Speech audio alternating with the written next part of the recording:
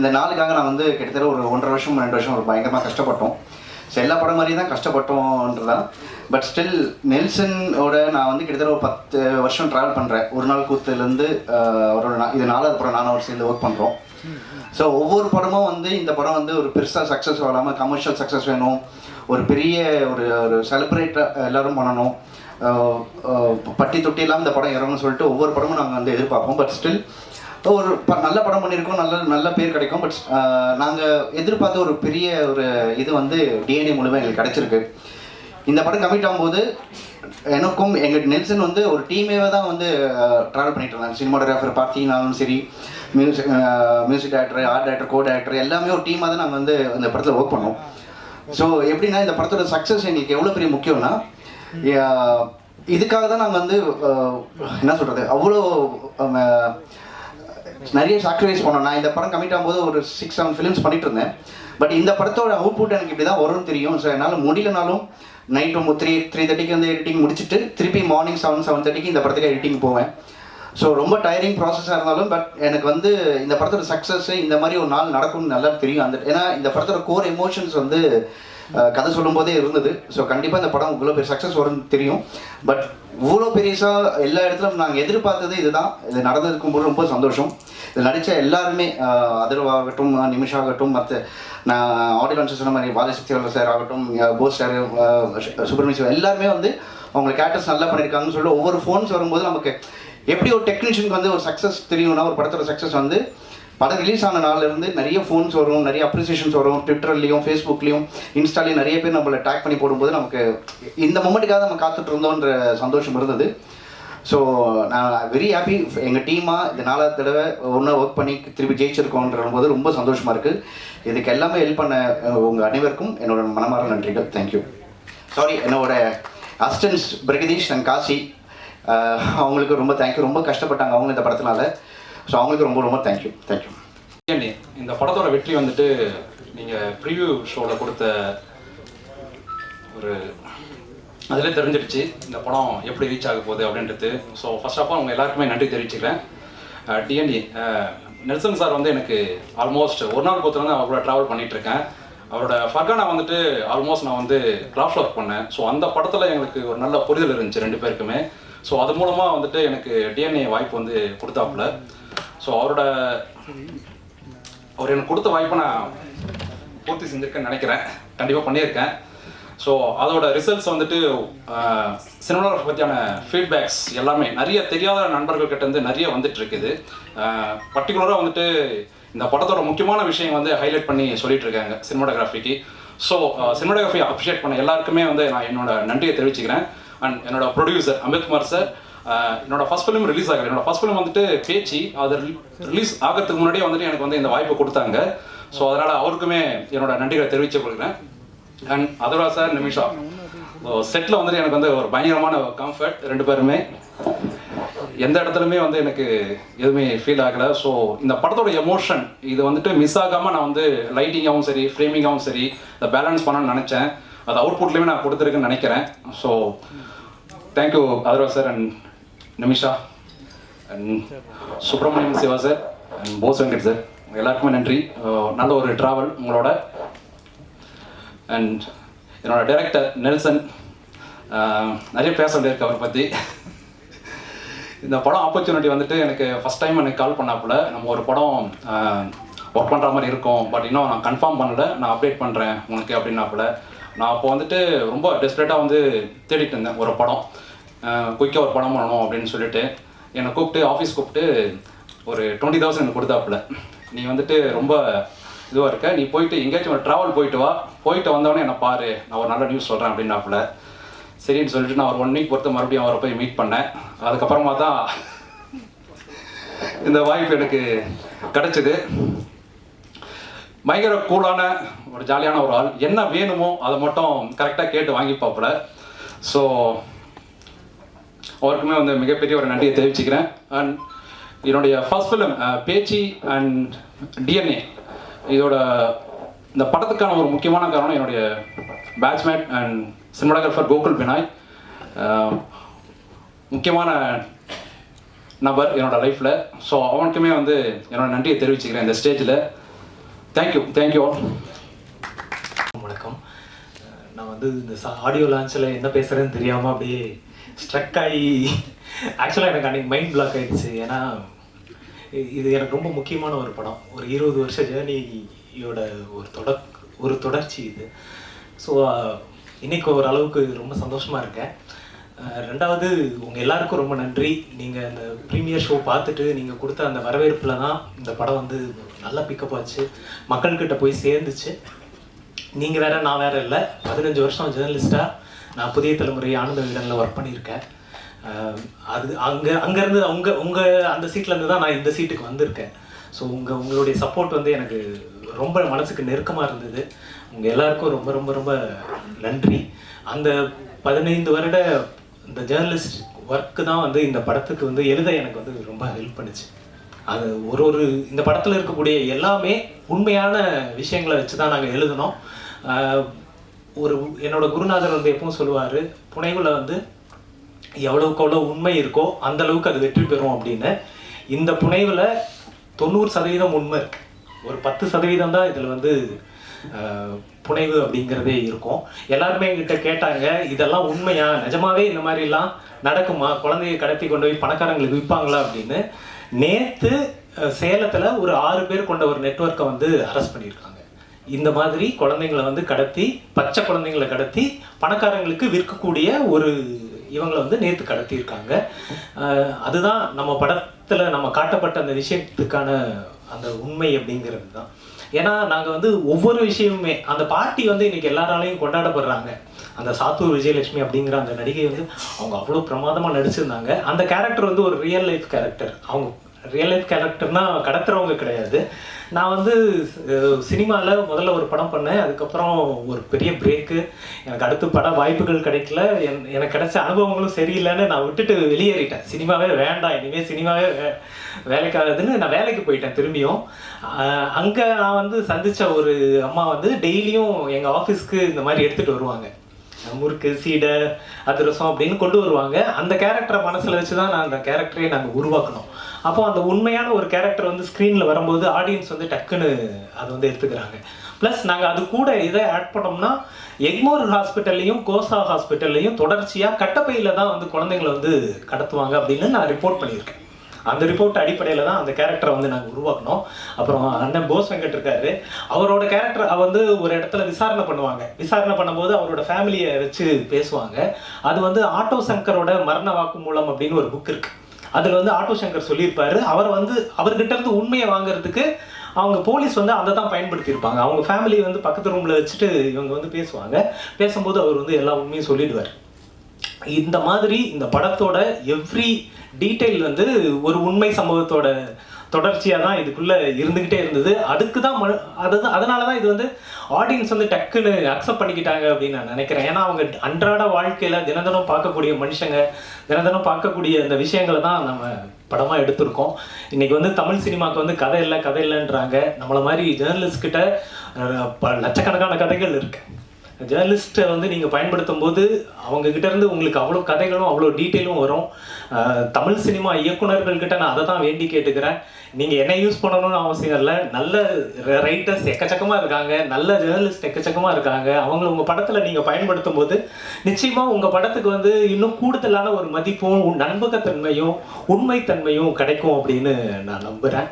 அப்புறம் Nelson sir, அவரு தான் என்னை வந்து தேடி கண்டுபிடிச்சு கூட்டிகிட்டு வந்து எழுத வச்சாரு. நான் வேண்டாம், என்னை விட்டுருங்க, சினிமாவுக்கு எனக்கு செட் ஆகாது, என்னை விட்டுருங்கன்னு. இல்லை நீ தான் இந்த படம் பண்ணணும், என் மேலே இருக்கிற ஒரு நம்பிக்கையை வச்சு அவர் என்னை அழைச்சிட்டு வந்து இது எழுத வச்சாரு. அந்த பாத்திரங்களுக்கும் அந்த காட்சிகளுக்கும் வந்து அதர்வா சாரும் நிமிஷா மேடமும் இவங்க எல்லாருமே வந்து உயிர் கொடுத்து அதை வந்து நான் பார்க்கும்போது நான் என்ன நினச்சி எழுதணும் அது எல்லாமே அது வந்துருந்தது. எனக்கு அது குறிப்பாக சில சீன்ஸ் எல்லாம் வந்து நான் ரொம்ப மனசுக்கு நெருக்கமாக நான் எழுதியிருந்தேன். அதை வந்து அவங்க அப்படியே உள்வாங்கிட்டு நடித்தது வந்து ரொம்ப சந்தோஷமாக இருந்துச்சு. ஸோ இந்த மாதிரியான படைப்புகளுக்கு வந்து தொடர்ச்சியாக மக்கள் ஆதரவு கிடைக்கணும். நிறைய திரைப்படங்கள் இந்த மாதிரி வரணும் அப்படின்னு நம்புகிறேன். குறிப்பாக இந்த படத்தில் நான் ஒரு விஷயம் சொல்லணும்னு நினச்சது என்னென்னா, இந்த படத்தோட ஒவ்வொரு சீனையும் நீங்கள் எல்லாரும் படம் பார்த்துருப்பீங்க. நீங்கள் யோசிச்சு பார்த்தீங்கன்னா ஒவ்வொரு சீன்லேயும் யாரோ ஒருத்தர் ஹெல்ப் பண்ணிகிட்டே இருப்பாங்க. படம் ஃபஸ்ட்டு சீன்லேருந்து ஃபஸ்ட்டு சீனில் ஒரு ஆம்புலன்ஸ் டிரைவர் வந்து ஒரு டாக்டர் அந்த மருத்துவமனையில் வேலை பார்க்குறவருக்கு ஹெல்ப் பண்ணுவார். அதுக்கப்புறம் ரமேஷ் திலக் வந்து அவரோட நண்பருக்கு ஹெல்ப் பண்ணுவார். அப்படின்னு படத்தில் ஏதோ ஒரு கேரக்டர் இன்னொரு கேரக்டருக்கு உதவி செஞ்சுக்கிட்டே இருக்கும். அந்த உதவி அப்படிங்கிறது எப்போ வணிகமாகவோ உள்நோக்கம் கொண்டதாகவோ ஒரு சுயநலமானதாகவோ மாறுதோ அப்பெல்லாம் வந்து அது கிரைமாக மாறுது. அதுதான் இந்த படத்து மூலமா நான் வந்து சொல்லணும்னு நினைச்ச ஒரு விஷயம். என்னன்னா நம்ம இன்னைக்கு வந்து உதவி அப்படிங்கிறது பிஸ்னஸா மாறிட்டு இருக்கு. நம்ம முன்னாடி லிஃப்ட் கேட்டுட்டு இருப்போம், இன்னைக்கு லிஃப்ட் அப்படிங்கிறது வந்து ரேபிடோவா மாறிடுச்சு. இன்னைக்கு எல்லாருமே அதை வணிகமா மாத்திட்டு இருக்கோம். எல்லாமே வணிகமா மாறிட்டு இருக்கிற ஒரு காலத்துல இருக்கோம் நம்ம. அப்போ ஒரு உதவி அப்படிங்கிறது அது ஆத்மார்த்தமா நேர்மையா இருக்கணும். அந்த உதவி அப்படிங்கிறது வணிகமா பிஸ்னஸா கிரைமா மாறுறது அப்படிங்கிறது ரொம்ப ஆபத்தானது அப்படிங்கிறத தான் சொல்ல நினைச்சோம். இந்த படம் வந்து அந்த ஹியூமனிட்டியை மக்கள்கிட்ட கொண்டு போய் சேர்க்கணும் அப்படிங்கிற ஒரு நல்ல நோக்கத்தோட பண்ணோம். அது போய் சேர்ந்துருக்கு. ஸோ உங்கள் எல்லாருக்கும் ஒரு பத்திரிகையாளனா ரொம்ப நன்றி. தொடர்ந்து எனக்கு ஆதரவு கொடுக்கணும் அப்படின்னு நான் கேட்டுக்கிறேன். நன்றி, வணக்கம். நடித்த போஸ் வெங்கடவர்களே அப்படின்னு சொல்கிறாங்க. அவங்க என்ன பார்த்துருக்காங்க, அதுக்கு நன்றி. ஒரு பியூட்டிஃபுல் பிரியாணி, அதுக்கு ஒரு நன்றி. ஏன்னா தேங்க்ஸ் கிவிங் இது நிறைய அந்த கிவிங் கொடுத்துட்டே இருக்கணும். இன்னைக்கு டிஎன்ஏ வந்துட்டு ஒரு பெருசாக வெளியில் வந்து நிற்கிது. அதுக்கு எல்லாத்துக்கும் காரணம் நீங்கள் தான். இப்போ இதே உங்களை வச்சு ஒரு பிரம்மாண்ட ஒரு ஆடியோ ரிலீஸாக இருக்கட்டும், நியூஸ் கிரியேட் பண்ணுறதா இருக்கட்டும், அது என்ன பண்ணாலும் உங்ககிட்ட ஒரு நியாயம் இருக்குல்ல, இந்த படம் நல்ல படம் அப்படின்ட்டு. அந்த நியாயம் ஜெயிச்சிருக்கு. அதுக்கு முதல்ல நன்றி. ஒரு விமர்சனம் நம்ம காதில் கேட்போம், அந்த படம் நல்லா இல்லைன்றது கூட வரும். ஒரு சாராருக்கு பிடிக்கலாம், ஒரு சாராருக்கு பிடிக்காம போயிடலாம். ஆனால் நல்லாவே தெரியும் அந்த அந்த அந்த படம் அதுக்கு ஒர்த்தா இல்லையா அப்படின்ற ஒரு குழப்பம் இருக்கும். அந்த மாதிரி குழப்பத்தில் ஆடியன்ஸ் இருக்கும்போது அவங்கள தெளிவுபடுத்தக்கூடிய ஒரு ஒரு ஒரு ஒரு ஆயுதமாக யார் இருக்கிறாங்கன்னா பிரஸ் அண்ட் மீடியா. அந்த ஆயுதத்தினால தான் இன்னைக்கு இந்த தேங்க்ஸ் கிவிங் மீட்டே நடக்குது. திரும்ப திரும்ப உங்களுக்கு நன்றி. என்ன நடிக்க வச்சதுக்கு ப்ரொடியூசருக்கு, என் தம்பி டைரக்டருக்கு, நிச்சயமா ஒரு அசிஸ்டன்ட் தான் சொல்லியிருப்பானே, இதை போசனை பண்ணா நல்லா இருக்கும்னே. ஜெயராமன் வெங்கடேசனுக்கும் நெல்சன் வெங்கடேசனுக்கும் உள்ள உறவு நினைக்கிறாரு. ஸோ அதனால கிடைச்சிருக்கு, அதுக்கு நன்றி. அப்புறம் கோ ரைட்டர் அதிஷா சார் பேசினாரு. நிமிஷா இருக்காங்க, அவங்களுக்கு தான் தெரியும், கரெக்டாக புரியும்னு நினைக்கிறேன். கேரளாவில் வந்துட்டு ஒரு 5 கேரவன் நின்றுச்சுன்னா அதில் ரைட்டர்ஸ்க்கு ஒரு கேரவன் இருக்கும். ரைட், அவ்வளோ பெரிய மரியாதை இருக்காங்க ரைட்டர்ஸ்க்கு கேரளாவில். ஓகே, வரேன். கேரளாவில் பெரிய மரியாதை வந்து திரைக்கதை ஆசிரியருக்கு கொடுப்பாங்க. அதாவது முதல்ல திரைக்கதை ஆசிரியர்கள் கதையாசிரியர்கள் கதையை ரெடி பண்ணிட்டு அதுக்கப்புறம் தான் அது இயக்குனர்கிட்ட வந்து அதுக்கப்புறம் ஒரு கம்பெனிக்கு போய் அப்படிதான் வரும். அந்த வகையில் ஒரு திரைக்கதை ஆசிரியரை மேடை ஏற்றி அவருக்கு மரியாதை செலுத்தின நெல்சனுக்கு இந்த நேரத்தில் நான் நன்றி தெரிவிச்சுக்கிறேன். ஏன்னா அந்த அந்த கைண்ட் ஆஃப் சினிமா வந்து ரொம்ப ஆரோக்கியமாக இருக்கும். ஏன்னா பாரதிராஜா சார் வந்து always with Annagiri Selvaraj sir, இந்த மாதிரி ரத்னகுமார் சார் அவங்களோட பயணிக்கும் போது அந்த திரைப்படங்கள்ல ஒரு பயங்கரமான மீனிங் இருக்கும். டைரக்டருங்கிற ஒரு பியூர் டெக்னீஷியன், கிரியேட்டர்ஸ் கம் டெக்னீஷியனாக இருக்கிறதுங்கிறது ஒரு தனி டேலண்ட். பட் கிரியேட்டர் இஸ் என்னை பொறுத்த வரைக்கும் ஒரு எழுத்தாளர், வசனகர்த்தாங்கிறவங்க வந்து ஒரு தனி செக்டார். அந்த செக்டார் ஸ்ட்ராங்காக இருந்ததுன்னா திரைப்படம் தோற்கிறதுக்கு வாய்ப்பு ரொம்ப கம்மியாக இருக்கும் அப்படிங்கிறது என்னுடைய கருத்து. நான் பல இடங்கள் அதை விவாதமாக வச்சுருக்கேன். அந்த வகையில் ஒரு ரைட்டரை மேடை ஏற்றி பேச வச்சதுக்கு இந்த நேரத்தில் அதே தேங்க்ஸ் மீட்டில் ஒரு நன்றியை தெரிவிச்சுக்கிறேன். அதே மாதிரி என் கூட நடித்த கோ ஆர்டிஸ்ட் எல்லாருக்கும் என்னுடைய நன்றியை தெரிவிச்சுக்கிறேன். கேமராமேன் பார்த்திபன் சார் எல்லாருக்கும் நன்றி. அம்பேத்குமார் சார் என்னுடைய சிறந்த நண்பர், அவருக்கும் இந்த நேரத்தில் நன்றியை தெரிவிச்சுக்கிறேன். ஒரு திரைப்படம் சமீபத்தில் ஒரு தியேட்டரில் ரிலீஸ் ஆகிட்டு உடனே நம்ம ஃபோன் பண்ணுவோம். நெல்சனுக்கு ஃபோன் பண்ணும்போது ஒரு இயக்குனருடைய அந்த பிரசவ வழி, என்ன நெல்சன் எப்படி இருக்கீங்க அப்படின்னா, இல்லைன்னா என்ன பண்ணுறதுன்னு தெரில, என்ன நடக்குதுன்னு தெரில, ஒரு ஈவினிங் வரைக்கும் ஒரு தொண்டைக்கு நெஞ்சுக்கு ஒரு உருண்டை ஓடிக்கிட்டே இருக்குது, அதெல்லாம் எப்போ சரியாகும்னு எனக்கு தெரியலை அப்படின்னு சொல்லும்போது நான் சொன்னேன், இல்லை நேற்று ப்ரெஸ் மீட்டில் படம் பார்த்தவங்க எனக்கு நிறைய பேர் ஃபோன் பண்ணிட்டாங்க. அவங்க எல்லாருமே படம் ரொம்ப குவாலிட்டியாக இருக்குது, ரொம்ப நல்ல படமாக இருக்குது, அதனால இந்த திரைப்படம் ஓடும்னு சொல்லியிருக்காங்க அப்படின்னு நான் சொன்னப்போ, அப்படியா அப்படின்னு சொல்லும்போது அவன் அதை வந்து ப்ரெஸ் கையில் தான் இருக்குது. அவங்க நிச்சயமாக நல்ல படம்னு எழுத ஆரம்பிச்சிட்டாவோ பேச ஆரம்பிச்சிட்டாவோ அந்த திரைப்படம் மிகப்பெரிய திரைப்படமாக மாறும் நம்புகன்னு சொன்னதுக்கப்புறம் அது 2வது நாள் அது நடந்தது. அந்த வகையில் மீண்டும் உங்களுக்கு ஒரு நன்றி. இந்த திரைப்படத்தில் நான் கொஞ்சம் முன்னாடியே படம் பார்த்த பொழுது கடைசியாக ஹீரோவுக்கு வரேன். நிமிஷா வந்து பிரமாதமாக ஆக்ட் பண்ணியிருந்தாங்க. நான் உங்ககிட்ட சொன்னேன் இப்போ அந்த அந்த அந்த கேரக்டர் டிசைன் பண்ண விதமே பியூட்டிஃபுல்லாக இருந்துச்சு. நான் நெல்சன்ட்ட வந்து படம் பார்த்துட்டு வெளியே வந்தோடனே சொன்னது அந்த ஹீரோயின் கேரக்டர் ரொம்ப பிரமாதமாக டிசைன் பண்ணியிருக்கீங்க. அது டிசைன் பண்ணது பிரச்சனை இல்லை, நடிப்பை பற்றி நல்ல புரிதல் இல்லாத ஒரு ஆளால் அது பண்ண முடியாது. அவங்க நாயட்டுன்னு ஒரு படம் பண்ணியிருந்தாங்க கேரளாவில். அவங்க பெரும்பான்மையான படங்கள் வந்து அந்த கேரக்டர்ஸ் வந்து அவங்க புரிய வைக்க முடியலன்னா அந்த கேரக்டரே காலி ஆகிடும். அதுவும் பர்டிகுலர் நாயட்டு வந்து அது ரொம்ப அழகாக புரிய வச்சிருப்பாங்க அந்த படத்தில். அதே மாதிரி டிஎன்ஏல நிறைய நேரங்களில் அதை புரிய வச்சது ரொம்ப நல்லா இருந்தது. நான் நெல்சன்ட்ட கடைசியாக சொன்னேன், கொஞ்சம் நிறைய டைலாக் சேர்த்துருக்கலாமே அந்த பொண்ணுக்கு, இன்னும் நிறைய பேச வச்சிருந்துருக்கலாமே அப்படின்னு கூட சொன்னேன். அந்த வகையில் பியூட்டிஃபுல் ஆக்டர்ஸ் அவங்க. அடுத்ததாக இதோட முடிச்சுக்கிறேன். பட் என்னுடைய கதாநாயகன் அதர்வா சார், சில பேர் மட்டும் ஜெயிக்கணும்னு நம்ம உள் மனசு சொல்லிகிட்டே இருக்கோம்.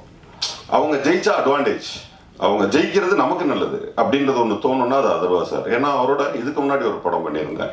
அந்த திரைப்படம் நைட்ல எல்லாம் மிட் நைட்ல எல்லாம் ஷூட்டிங் நடந்துட்டு இருக்கும். நமக்கே ஒரு மாதிரி டயர்டா இருக்கும். என்ன அவ்வளோ பிரிஸ்கா வந்து நிற்பாரு, எந்த விதமான டிஸ்டர்பன்சஸ் இல்லை, கோபம் இல்லை. அப்படி நான் கண்டினியூவா நைட் ஷூட்டே போயிட்டே இருந்தோம்.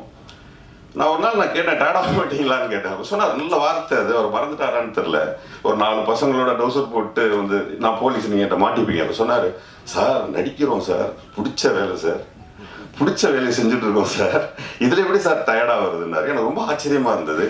அதே டிஎன்ஏலையும் பார்த்தேன், அதே பிடிச்ச வேலையை டயர்டு இல்லாமல் அன்னைக்கு என்ன ஃப்ரெஷ்னஸ் இருந்துச்சோ அதே ஃப்ரெஷ்னஸோட வராரு.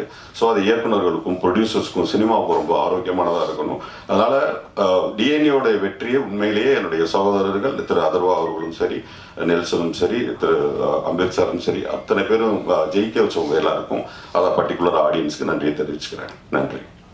பிறகுற குழந்தைங்க உண்மையாலுமே நம்ம குழந்தை தான் வருதா அப்படின்ற எனக்கு கிட்டத்தட்ட ஒரு 5 ஃபோன் பண்ணாங்க. 5 பேர் ஃபோன் பண்ணாங்க. என்னங்க பயம்படுத்தி விட்டுட்டாரு இந்த டைரக்டரு. வந்து இப்போ வந்து நம்ம ஹாஸ்பிட்டலில் பிறந்து நம்ம கைக்கு வர்ற குழந்தை நம்ம குழந்தைன்னா ஒரு 11 வயசு 12 வயசில் முகஜாடையை வச்சு தான் கண்டுபிடிக்கணுமா, இல்லைன்னா டிஎன்ஏ டெஸ்ட் எடுத்துக்கணுமா நம்ம அப்படின்னாரு. ஸோ ஒரு படம் சமுதாயத்தில் அந்த ஒரு ஒரு ஒரு உஷார்த்தன்மையை ஏற்படுத்தணும் அப்படிங்கிறது முக்கியம் ஒரு படைப்பு. அது இந்த படத்தில் அருமையாக அது ஒர்க் அவுட் ஆயிருக்கு. அதுதான் ஒரு படம் வந்து சமூகத்திற்கு ஏதோ ஒரு விழிப்புணர்வை ஏற்படுத்தணும். அது டிஎன்ஏவில் அருமையாக இருக்குது. அதுக்கு வந்து இப்போ அதிஷா சொன்ன மாதிரி அவர் சொன்னார் பாருங்க, புனைவில் உண்மைத்தன்மை எவ்வளோ ஜாஸ்தியாக இருக்கோ அது வந்து சிறந்த திரைக்கதைன்னு ஒரு அருமையான விஷயத்தை ஒரு விளக்கம் கொடுத்தார். ரொம்ப அற்புதமான விஷயம் அது. அதே போல் பத்திரிகையாளர்களை நிறைய பயன்படுத்தணும், நம்ம எழுத்தாளர்களை அதிகம் பயன்படுத்தணும் அப்படின்ற ஒரு விஷயத்த அருமையான விஷயத்த இங்கே பதிவு பண்ணியிருக்காரு. இதெல்லாம் நீங்கள் எழுதணும், அப்போ தான் நிறைய இயக்குநர்கள் நிறைய ரைட்டர்ஸை கொண்டு வருவாங்க. அண்ணன் போஸ் வெங்கட் சொன்ன மாதிரி மலையாளத்தில் வந்து ரைட்டர்ஸுக்கு அவ்வளோ பெரிய ஒரு மரியாதை இருக்கும். அங்கே வந்து ரைட்டர்ஸ் தான் ஃபஸ்ட்டு. நம்ம இன்னும் சொல்ல போனால் ஆங்கில படங்களே வந்து மிகச்சிறந்த நாவலை தான் படமாக எடுக்க ஆரம்பிப்பாங்க. நம்ம நினைக்கிறோம்ல கதையை வெளியே போயிடுச்சுன்னா அந்த கதை வந்து ஈஸியாகிடும், அதெல்லாம் கிடையாது. மிகச்சிறந்த நாவல்களை தான் நம்ம வந்து படமாக எடுத்து மிகப்பெரிய ஹிட்டு கொடுத்துருக்காங்க பல படங்கள். ஸோ ரைட்டர்களையும் அதே போல் எழுத்தாளர்களையும் நிறையா பயன்படுத்தணுங்கிறது இந்த நன்றி அறிவித்தல் கூட்டத்தில் ஒரு முக்கியமான ஒரு விஷயம். அடுத்தது நன்றியில் வந்துங்க, இப்போ எனக்கு வந்து ஒரு சின்ன ஒரு கதாபாத்திரம் இதில் கொடுத்துருக்காங்க. ஆனால் நான் வந்து என் வாழ்நாள் பூரா சொல்கிறவங்கலாம் என்ன சொல்கிறாங்க, ஏங்க அருமையான ஒரு விஷயத்தை உங்களுக்கு பண்ணிட்டாங்க இந்த படத்தில் அப்படின்னு சொல்கிறாங்க இல்லையா. இது என் உள்ள மனசில் எப்போதும் இந்த டீமுக்கு இயக்குனருக்கு மட்டும் கிடையாதுங்க, ஒரு ஹீரோ அவர் என்ன சொல்லியிருப்பாங்க, ஏங்க அவருக்கு கூட அவர் சொல்லியிருக்கலாம். அடுத்தது இந்த ப்ரொடியூசர் அல்லது ரைட்டர் யார் வேணாலும் ஏங்க அவரை போடலாமே அப்படின்னு சொல்லியிருக்கலாம். அதுக்கு வந்து என்னை ஒத்துக்கிட்டதுக்கு இவங்க அத்தனை பேருக்கும் என்னுடைய நன்றியை தெரிவிச்சுக்கிறேன். அடுத்தது நம்ம தம்பி கேமராமேன் பார்த்தி வந்து, அதாவது ஒரு மனிதன் வந்து இப்படி இருக்கிறவன் இவ்வளோ திறமையோடு இருப்பான்னு நீங்கள் பார்வையால் நீங்கள் கடிக்கக்கூடாது. நம்ம சொல்லுவோம்ல, டேய் கண்ணை பார்த்து பேசுகிறோம் உண்மையை பேசுவான்டா அப்படின்றது. கண்ணை பார்த்து உண்மை பேசுகிறவங்களாம் உண்மையை பேசுவானா, அது ஏதோ பொது புத்தியில் இருக்குது. அதாவது முழு பனியன் போட்டவன் நல்லவன்டா அப்படின்றதும், வெள்ளையாக இருக்கிறவன் சிறப்பாக இருப்பான்றதும் இதெல்லாம் வந்து பொது புத்தியில் இருக்கிறது தானே ஒழிய ஆளை பார்த்து எடை போடக்கூடாதுன்றதுக்கு தம்பி பார்த்திபனை வச்சு முடிவு பண்ணுறேன். அடுத்தது எடிட்டர் தம்பி, அவர் வந்து நேஷனல் அவார்டு வாங்கணுன்றதே எங்களுக்கு தெரியல. பாருங்க, ஒரு நேஷனல் அவார்டு வாங்கிட்டு எப்போதும் போல் எளிமையாக இருக்கிறதுங்கிறது ரொம்ப அருமையாக இருக்குது. அடுத்தது நான் ஆடியோ லிஸ்ட்டில் இந்த ஹீரோயினை பற்றி சொல்லல, நிமிஷாவுக்கு அந்த படத்தில் பார்த்தா அவங்க ஐயோ, அதாவது நாங்கள்லாம் வந்து ஜோதிகா பார்த்து மிரண்டிருக்கோம். அதுக்கு பிறகு வந்து இப்போ சனவத்திரியிலேருந்து ஆரம்பிப்போம் இல்லையா, ஒரு ஆர்டிஸ்ட் இப்படி இருக்காங்கன்ட்டு, ஐயோ பிரமாதமாக நடிச்சிட்டீங்க, ரொம்ப அற்புதமாக இருந்தது. நிச்சயமாக தமிழ் சினிமாவில் ஒரு ஆர்டிஸ்ட், அதாவது பர்ஃபார்மர் கதைன்னு ஒன்று இருந்தது தான், ஹீரோயின் கதை இருந்தது தான், இவங்க நிமிஷாவை தான் நிச்சயமாக இனிமேல் கூப்பிடுவாங்க. அந்த மாதிரி ஒரு அற்புதமான கேரக்டர் பண்ணியிருக்காங்க. அடுத்தது தம்பி அதர்வா வந்து என்னன்னு கேட்டிங்கன்னா, நான் சொல்லிகிட்டே இருப்பேன், எப்போதும் பிடித்த வேலைகளை செய்கிறவன் வந்து சிறப்பாக வந்துட்டு இப்போ என்ன போஸ் சொன்னார். என்னன்னு கேட்டிங்கன்னா, நான் மீண்டும் சொல்கிறேன், இப்போ சொல்கிறோம்ல, என்ன நம்ம கெட்டு போயிட்டோங்க, நல்லா இருக்கிறோம். எம்ஜிஆர் தான் தற்கொலைக்கு பஞ்சம் போனவர். எம்ஜிஆர் வந்து கேரளாவில் ரயில்வே, அதாவது எங்கள் அண்ணன் சக்கரபாணி மட்டும் ஒரு நிமிஷம் லேட்டாக வந்திருந்தா நான் ட்ரெயினில் மூந்திருப்பான்றார் எம்ஜிஆர், நானியன் பிறந்தேன் அவருடைய வரலாற்று தொடரில். அப்போ என்னன்னு கேட்டால், எம்ஜிஆர்லாம் 15 வருஷம் இல்லவே இல்லை ஃபீல்டில், ஏதோ படம் நடிச்சிட்டு இருக்காரு. இந்த இப்போ மனைவி அண்ணா இருக்கார், மனைவி பொன்மாணிக்கம், அவர் வந்து 8வது வரையில் ஒரு புத்தகம் எழுதியிருக்காரு. ஒரு 8-9 கதை இருக்குது எம்ஜிஆர் பற்றி கதை. மிகச்சிறந்த மனிதநேய கதை, மிகச்சிறந்த நன்றி உணர்வு கதைகள் இருக்கு அதில். அதில் வந்து அவர் வந்து இட்லி ஒரு அம்மா விற்கும் ஒரு இடத்துல, எம்ஜிஆர் வாங்கிக்குவார், வாங்கினா காசு இல்லை அவர்கிட்ட. காசு இல்லாதபோது ஐயோ நான் காசு எடுத்துகிட்டு வரலாமான்னு அந்த கிழவி சொல்லும், தம்பி இதை திருப்பி கொடுத்து நீ இந்த காசை திருப்பி கொடுத்தா என்னுடைய லாப கணக்கு, கொடுக்கலன்னா என்னுடைய தர்ம கணக்குப்பா வச்சுக்கணும். எம்ஜிஆர் அதுக்கு பிறகு பெரிய ஸ்டார் ஆகி முதலமைச்சர் ஆகிடுவார். திரும்பி யானை கவுனியில் அவர் முதலமைச்சர் ஆகி வரும்போது காரில் சொல்லிட்டு வருவார், இங்கே ஒரு பார்க் இருந்ததுயா, நான் இப்போ வாக்கிங் போகும்போது ஒரு கிழவிட்ட ஒரு 10 இட்லி வாங்கிட்டேன், ஆனால் என்னால் காசே தர முடியல. இப்போ அந்த அம்மாலாம் எங்கே இருக்கான்னு தெரியல, ஆனால் அந்த அம்மா சொன்ன வார்த்தை என் ஞாபகம் இருக்குது, பணத்தை திருப்பி கொடுத்தால் லாப கணக்கு, திருப்பி கொடுக்கலனா என் தர்ம கணக்குன்னு சொன்னாங்கய்யா. இன்றைக்கும் நான் தர்மம் பண்ணும்போது அந்த அம்மா ஞாபகம் வந்துகிட்டே இருக்கும் அப்படின்னு எம்ஜிஆர் சொல்லிட்டு போவார் அந்த காரில். அதில் இருக்குது, அண்ணன் எழுதுன புக்கிலே இருக்குது. இப்போ அடுத்த நாள் போய் அந்த கிழவியை பிடிச்சிருவாங்க. அது அப்போ 40 வயசு, இப்போ 80 வயசில் இருக்கும். எம்ஜிஆர் அவங்கள்ட்ட அறிமுகப்படுத்துவார், இதாம்மா நீ சொன்ன வார்த்தைன்ட்டு. அது புரியாது. இல்லைப்பா நான் நல்லா இருக்கணும்போது அவருக்கு அந்த அம்மாவுக்கு ஒரு வீடு கொடுத்து அந்த அம்மா இருக்கிற வரைக்கும் அவருடைய சொந்த பணம் 1000 ரூபா அனுப்பிச்சிட்டே இருப்பார் எம்ஜிஆர்.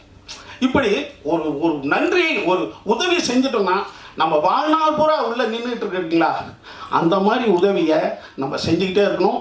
இந்த படத்தில் தம்பி கோ ரைட்டர் சொன்ன மாதிரி யாரோ ஒருத்தவங்க உதவி பண்ணிக்கிட்டே இருக்காங்க. அந்த உதவி செயின் தான் நம்ம வாழ்க்கையை மேன்மைப்படுத்தும், உண்டாக்கும். கடைசியாக ஒன்று சொல்லிட்டு முடிச்சிடுறேன். ராமாயணத்தில் ராமனுக்கு நிறைய பேர் உதவி பண்ணிக்கிட்டே இருப்பாங்க.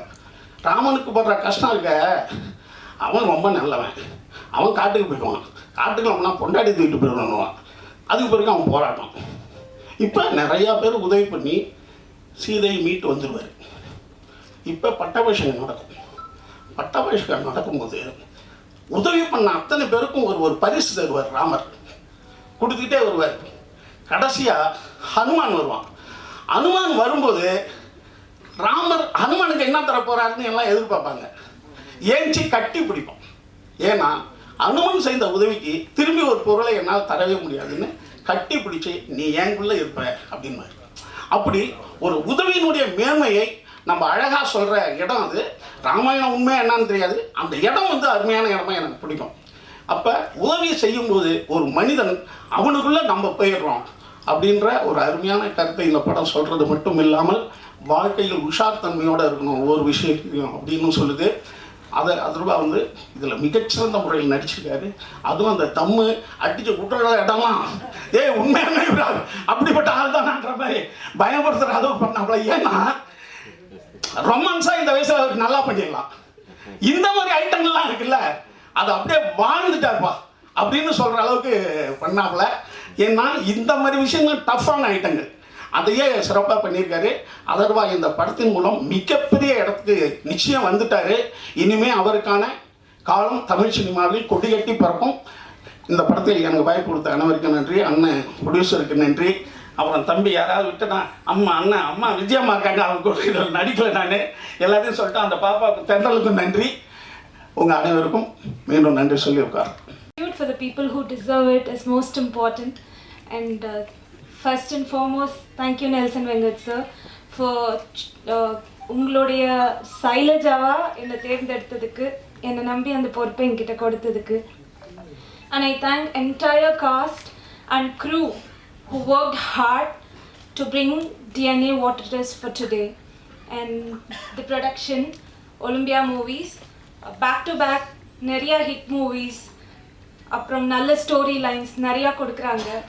And I wish the production to give us more movies, and I wish the entire crew for making me a part in this. Thank you so much. Audio launch miss பண்ணிட்டேன். எப்படியோ இன்னைக்கு ரொம்ப லக். நான் இங்கே இருக்கிறது உங்களோட எல்லோரும் உட்காந்து சாப்பிட்டு ரொம்ப என்ஜாய் பண்ணேன். ஃபஸ்ட்டு பாலுக்கு சாப்பாடு கொடுத்த ஒலிம்பியா ஃபிலிம்ஸ்க்கு நெல்சன் சாருக்கு ரொம்ப ரொம்ப நன்றி.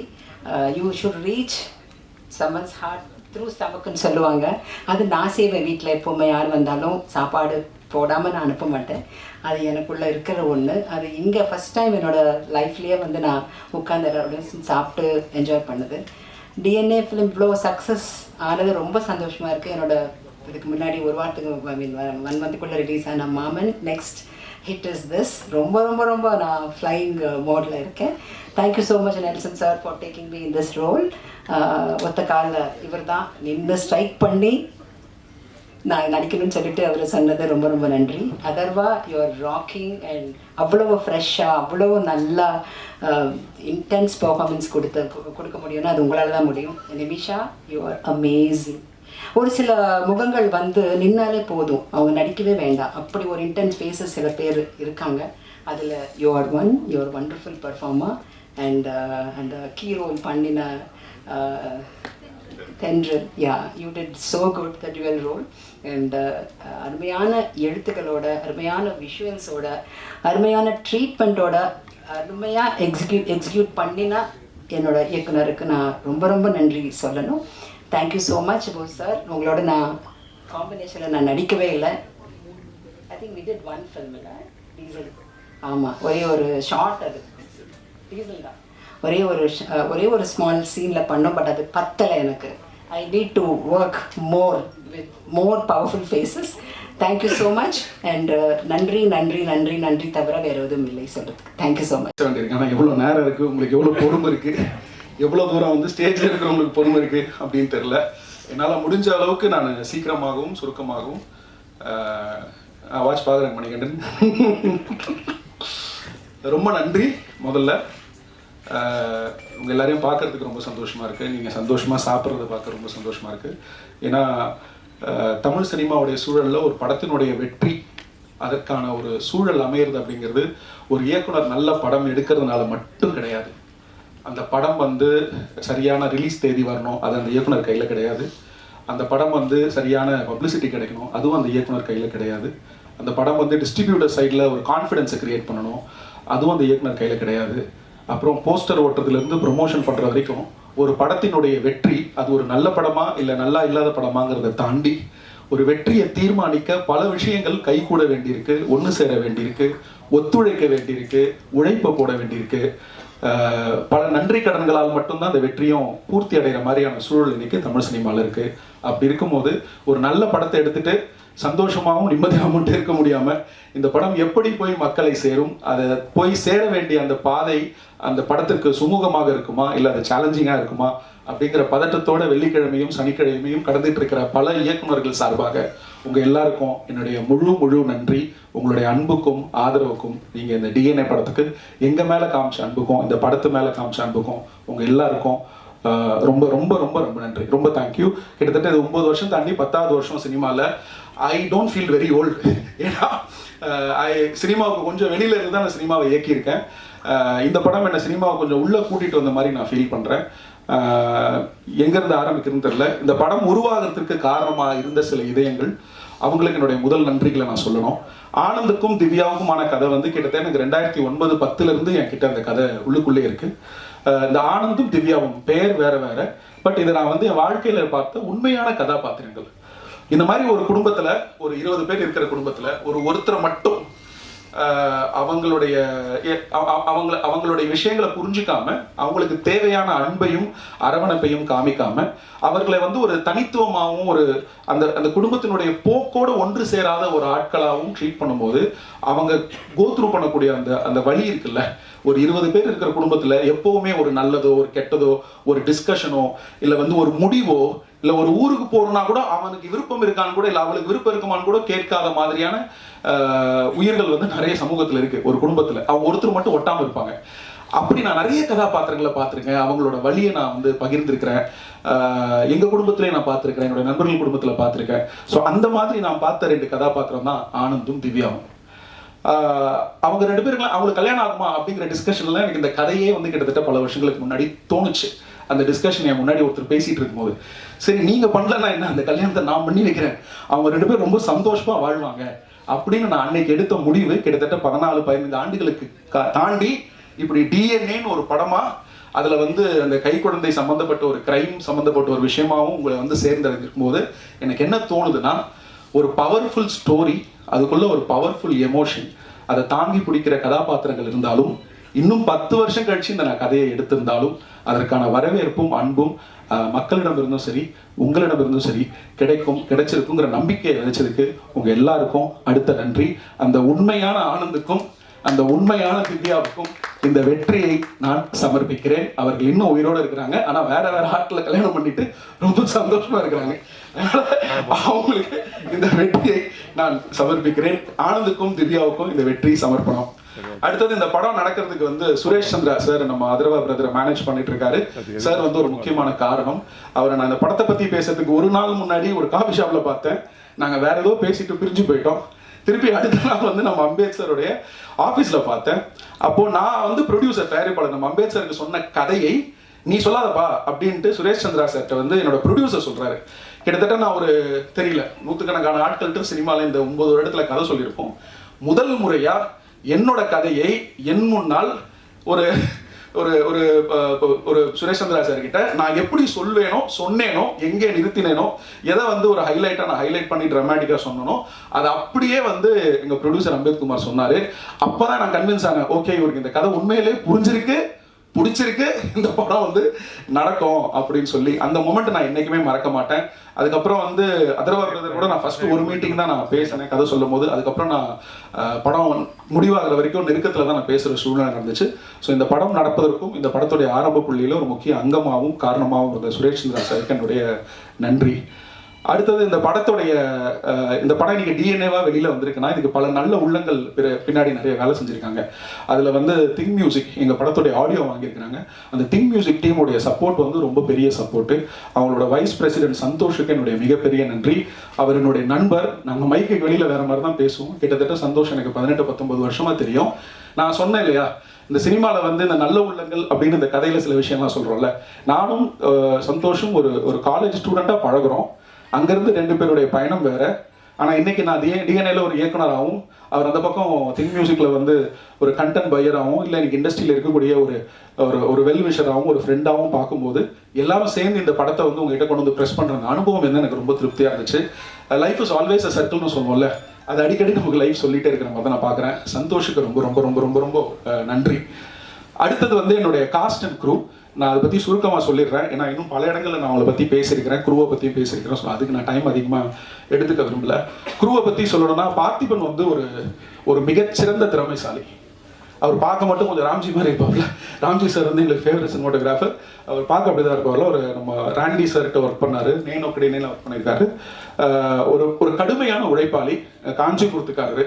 மெட்ராஸ்க்கான வாடை இன்னும் பார்த்திக்கு வரல. பார்த்தியை நான் வந்து கிட்டத்தட்ட 2015 ஒரு நாள் கூத்து ஷூட்டிங்கில் நான் எப்படி பார்த்தேனோ அந்த உடம்புல 1/2 கிலோ கூட எக்ஸ்ட்ரா போடலை. 2025 டெய்லி காலையில் எழுந்திரிச்சு 10 கிலோமீட்டர் ஓடிட்டு இருக்கு ஃபீஸு. அதனால 2025 பார்த்தி அப்படியே இருக்கிறாப்ல. ஆனால் அவருடைய திறமை பன்மடங்கு உயர்ந்திருக்கு.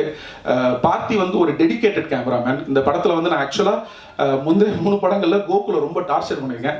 ஆனால் இந்த படத்தில் எனக்கு என்ன வேணுங்கிறத நான் பார்த்திக்கிட்ட தெளிவாக சொல்லிட்டு பார்த்திக்கிட்டே நிறைய முடிவுகளுக்கான பொறுப்புகளை விட்டுட்டேன். அதனால பல முக்கியமான முடிவுகள் வந்து இந்த படத்துல பார்த்து எடுத்தது விஷுவலி. இன்னைக்கு ஒவ்வொரு விமர்சனத்திலையும், ஒவ்வொரு ட்வீட்லையும், ஒவ்வொரு இன்ஸ்டாகிராம் போஸ்ட்லையும், ஏன் ஒரு காமன் ஆடியன்ஸ்ல வந்து அவங்க கொடுக்கக்கூடிய ரிவ்யூவிலையும் சினிமாட்டோகிராஃபியை ரொம்பவும் அப்ரிஷியேட் பண்றாங்க அப்படிங்கிறது எனக்கு ரொம்ப சந்தோஷமா இருக்கு. உங்ககிட்ட ஒரு முக்கியமான விஷயம் சொல்லணும்னு நினைக்கிறேன். ஒரு மிகப்பெரிய படத்துல ஒரு பெரிய ஹீரோ, பெரிய பட்ஜெட், பெரிய ஹீரோ பெரிய பட்ஜெட் நான் சொல்றது வெறும் நம்பரை குறிக்கிறதுல சொல்றேன். 100 கோடி இல்லை 70 கோடி 80 கோடி போட்டு எடுக்கிற படங்கள்ல ஒரு சினிமாட்டோகிராஃபர் கேட்கக்கூடிய எல்லா லைட் இருக்கும், எல்லா டெக்னீஷியன் இருக்கும், எல்லா எக்யூப்மெண்ட் இருக்கும், நிறைய டைம் இருக்கும், அவங்களுக்கு அவ்வளவு சௌகரியங்கள் அந்த பெரிய படங்கள்ல செஞ்சு தரப்படும். ஆனா இப்ப எங்களை மாதிரி நாங்க பண்ற பட்ஜெட் சைட்ல இருக்கிறவங்களுக்கு எங்களுக்கு போதுமான எக்யூப்மெண்ட்ஸ், லைட்ஸ், இந்த படம் இல்ல, பொதுவா அதுதான் இந்த பிசினஸோட டிசைன். எங்களுக்கு போதுமான எக்யூப்மெண்ட்ஸோ, லைட்ஸோ, லொகேஷனோ, டைமோ ஒரு ரேஸ்ல ஓடுற மாதிரி தான் நாங்க ஷூட் பண்ண வேண்டி இருக்கும். இதை நான் குறையா சொல்லல. ஆனா அதுல இவ்வளவு இடர்பாடுகளுக்கு நடுவுல, சேலஞ்சஸ்க்கு நடுவுல இப்படி ஒரு அவுட்புட்டை வந்து ஒரு கேமராமேன் கொடுக்குறாரு அப்படின்னா அவருக்கு தமிழ் சினிமாவில் ஒரு நல்ல எதிர்காலம் இருக்குன்னு நினைக்கிறேன். பார்த்தி ஒரு நிறைய திறமைசாலி, இயக்குநர்களும் தயாரிப்பாளர்களும் இனிமேல் ஒரு பயன்படுத்திக்கிட்டது அவருடைய பொறுப்பு. So congratulations Parthi, I'm very happy for you. இந்த சக்ஸஸ்க்காக நீங்கள் பல வருஷம் காத்துட்டு இருந்தீங்க. இந்த மேடைக்காக நீங்கள் பல தியாகங்களை செஞ்சுருக்கிறீங்க. நீங்கள் நினச்ச விஷயங்கள்லாம் நடக்கும். உங்களுக்கு என்னுடைய வாழ்த்துக்கள். அடுத்தது எடிட்டர் சாபுக்கு வந்து இது 4வது படம். அவர் ஒரு வாட்டி படம் நடக்கும் போது இந்த ஆளோட சண்டை போட்டு நம்ம நாளைக்கு பேச மாட்டோங்கிற மைண்ட் செட்டு தான் அவர் வீட்டுக்கு போவார். இதை பல இடத்துல அவர் சொல்லியிருக்காரு. இந்த வாட்டி அந்த மாதிரி நிறைய நடந்துச்சு. சாபுவுடைய நேரத்துக்கும் உழைப்புக்கும் நான் என்றைக்குமே வந்து தேங்க்ஃபுல்னு சொல்லுவேன். ஒரு கட்டத்தில் இந்த படத்தினுடைய போஸ்ட் ப்ரொடக்ஷன், ஏன்னா ரொம்ப குறுகிய காலகட்டத்தில் நாங்கள் ரிலீஸ் பண்ண முடிவெடுத்தோம். இந்த படத்தில் போஸ்ட் ப்ரொடக்ஷன் ஃபுல்லாகவே வந்து என்னோட எடிட்டர் தான் ட்ரைவ் பண்ணார். அப்புறம் அவர் ஒரு முக்கியமான அளவுகோல் என்னுடைய படங்களுக்கு. அவர் சிரிக்கிற இடங்கள்ல முதல்ல அந்த ரஷ் பார்த்து அவர் சிரிச்சாருன்னா தியேட்டர்ல சிரிப்பாங்க. இன்ன வரைக்கும் சொல்றேன், அவர் எங்கெங்கெல்லாம் இந்த தியேட்டர்ல ஆடியன்ஸ் சிரிப்பாங்கன்னு நினைச்சாங்களோ, எங்கெங்கெல்லாம் பயங்கர சுவாரஸ்யமா சீட் எட்ஜ்ல வந்து பார்ப்பாங்கன்னு நினைச்சாரோ நான் கூட நம்பல. ஆனா அவர் ரொம்ப உறுதியா இருந்தாரு. அந்த உறுதித்தன்மை ஒரு எடிட்டருக்கு ரொம்ப முக்கியம் நினைக்கிறேன். சாபுக்கு வாழ்த்துக்கள், ரொம்ப சந்தோஷம். இந்த வெற்றி வந்து உங்களுக்கான வெற்றி. நிறைய பேர்ல வந்து விறுவிறுப்பான எடிட்டிங் மட்டும் எழுதாம எடிட்டர் கொஞ்சம் கத்திரி போட்டுருக்கலாம் அப்படின்னு எழுதாம இந்த எடிட்டிங் வந்து ரொம்ப சிறப்பாக பண்ணியிருக்காரு அப்படின்னு சொல்லி எல்லா விமர்சனத்தில் எழுதியிருக்காங்க. ரொம்ப சந்தோஷமா இருக்கு. சாபுக்கு வாழ்த்துக்கள். அதிஷாவோட ரைட்டிங் வந்து ஒரு பெரிய ஜேர்னி. ரைட்டிங் வந்து ஒரு தனிப்பட்ட பர்சனல் ப்ராசஸ் ஒரு டைரக்டருக்கு. அவரோட அரசியல், அவரோட பார்வை, அவரோட ஃபிலாசபி, அவரோட ரசனை, சாய்ஸஸ், அப்புறம் டயலாக் ஸ்லாங்ல இருந்து பல விஷயங்கள் வந்து அந்த ரைட்டரோட வந்து ஒத்து போனோம். அந்த டேஸ்ட் வந்து செட் ஆகணும்.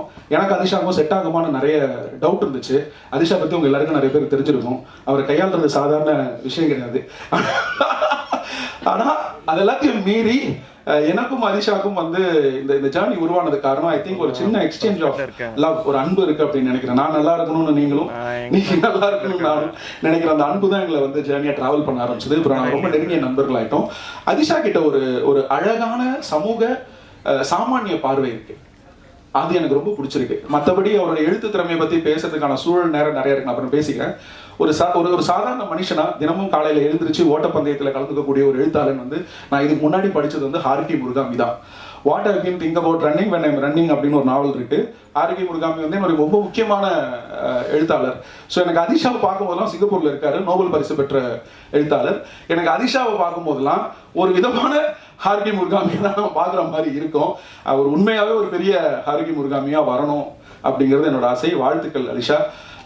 இன்னும் ஒரு சிலர் இங்கே இல்லை. என்னோட மியூசிக் கம்போசர்ஸ் சாயி சிவா, ஸ்ரீகாந்த் தெரிகரன், அதுக்கப்புறம் வந்து அனலாகாஷ், சத்யபிரகாஷ், இவங்க யாரும் இங்கே இல்லை. பட் அவங்க எல்லோருக்கும் என்னோட நன்றி. அவங்களோட பாடல்கள் திரையில வந்து நீங்க பார்த்துருப்பீங்க.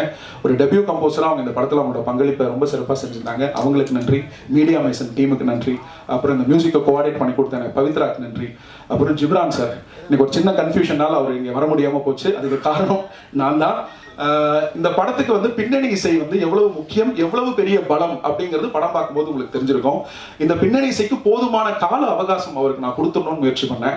கிட்டத்தட்ட ஒரு 4-5 ஐட்ரேஷன்ஸ் நாங்கள் பண்ணியிருக்கோம். படம் ஃபுல்லாக இந்த படத்தை ட்ராவல் பண்ணேன். ஏன்னா இந்த படத்தில் அதிக நேரம் வந்து டயலாக்ஸ் இல்லாமல், அதிக நேரம் வந்து என்ன சொல்றது, மியூசிக்கலாகவே ரொம்ப நேரம் டிராவல் பண்ற மாதிரியான சீக்வன்சஸ் இருக்கு.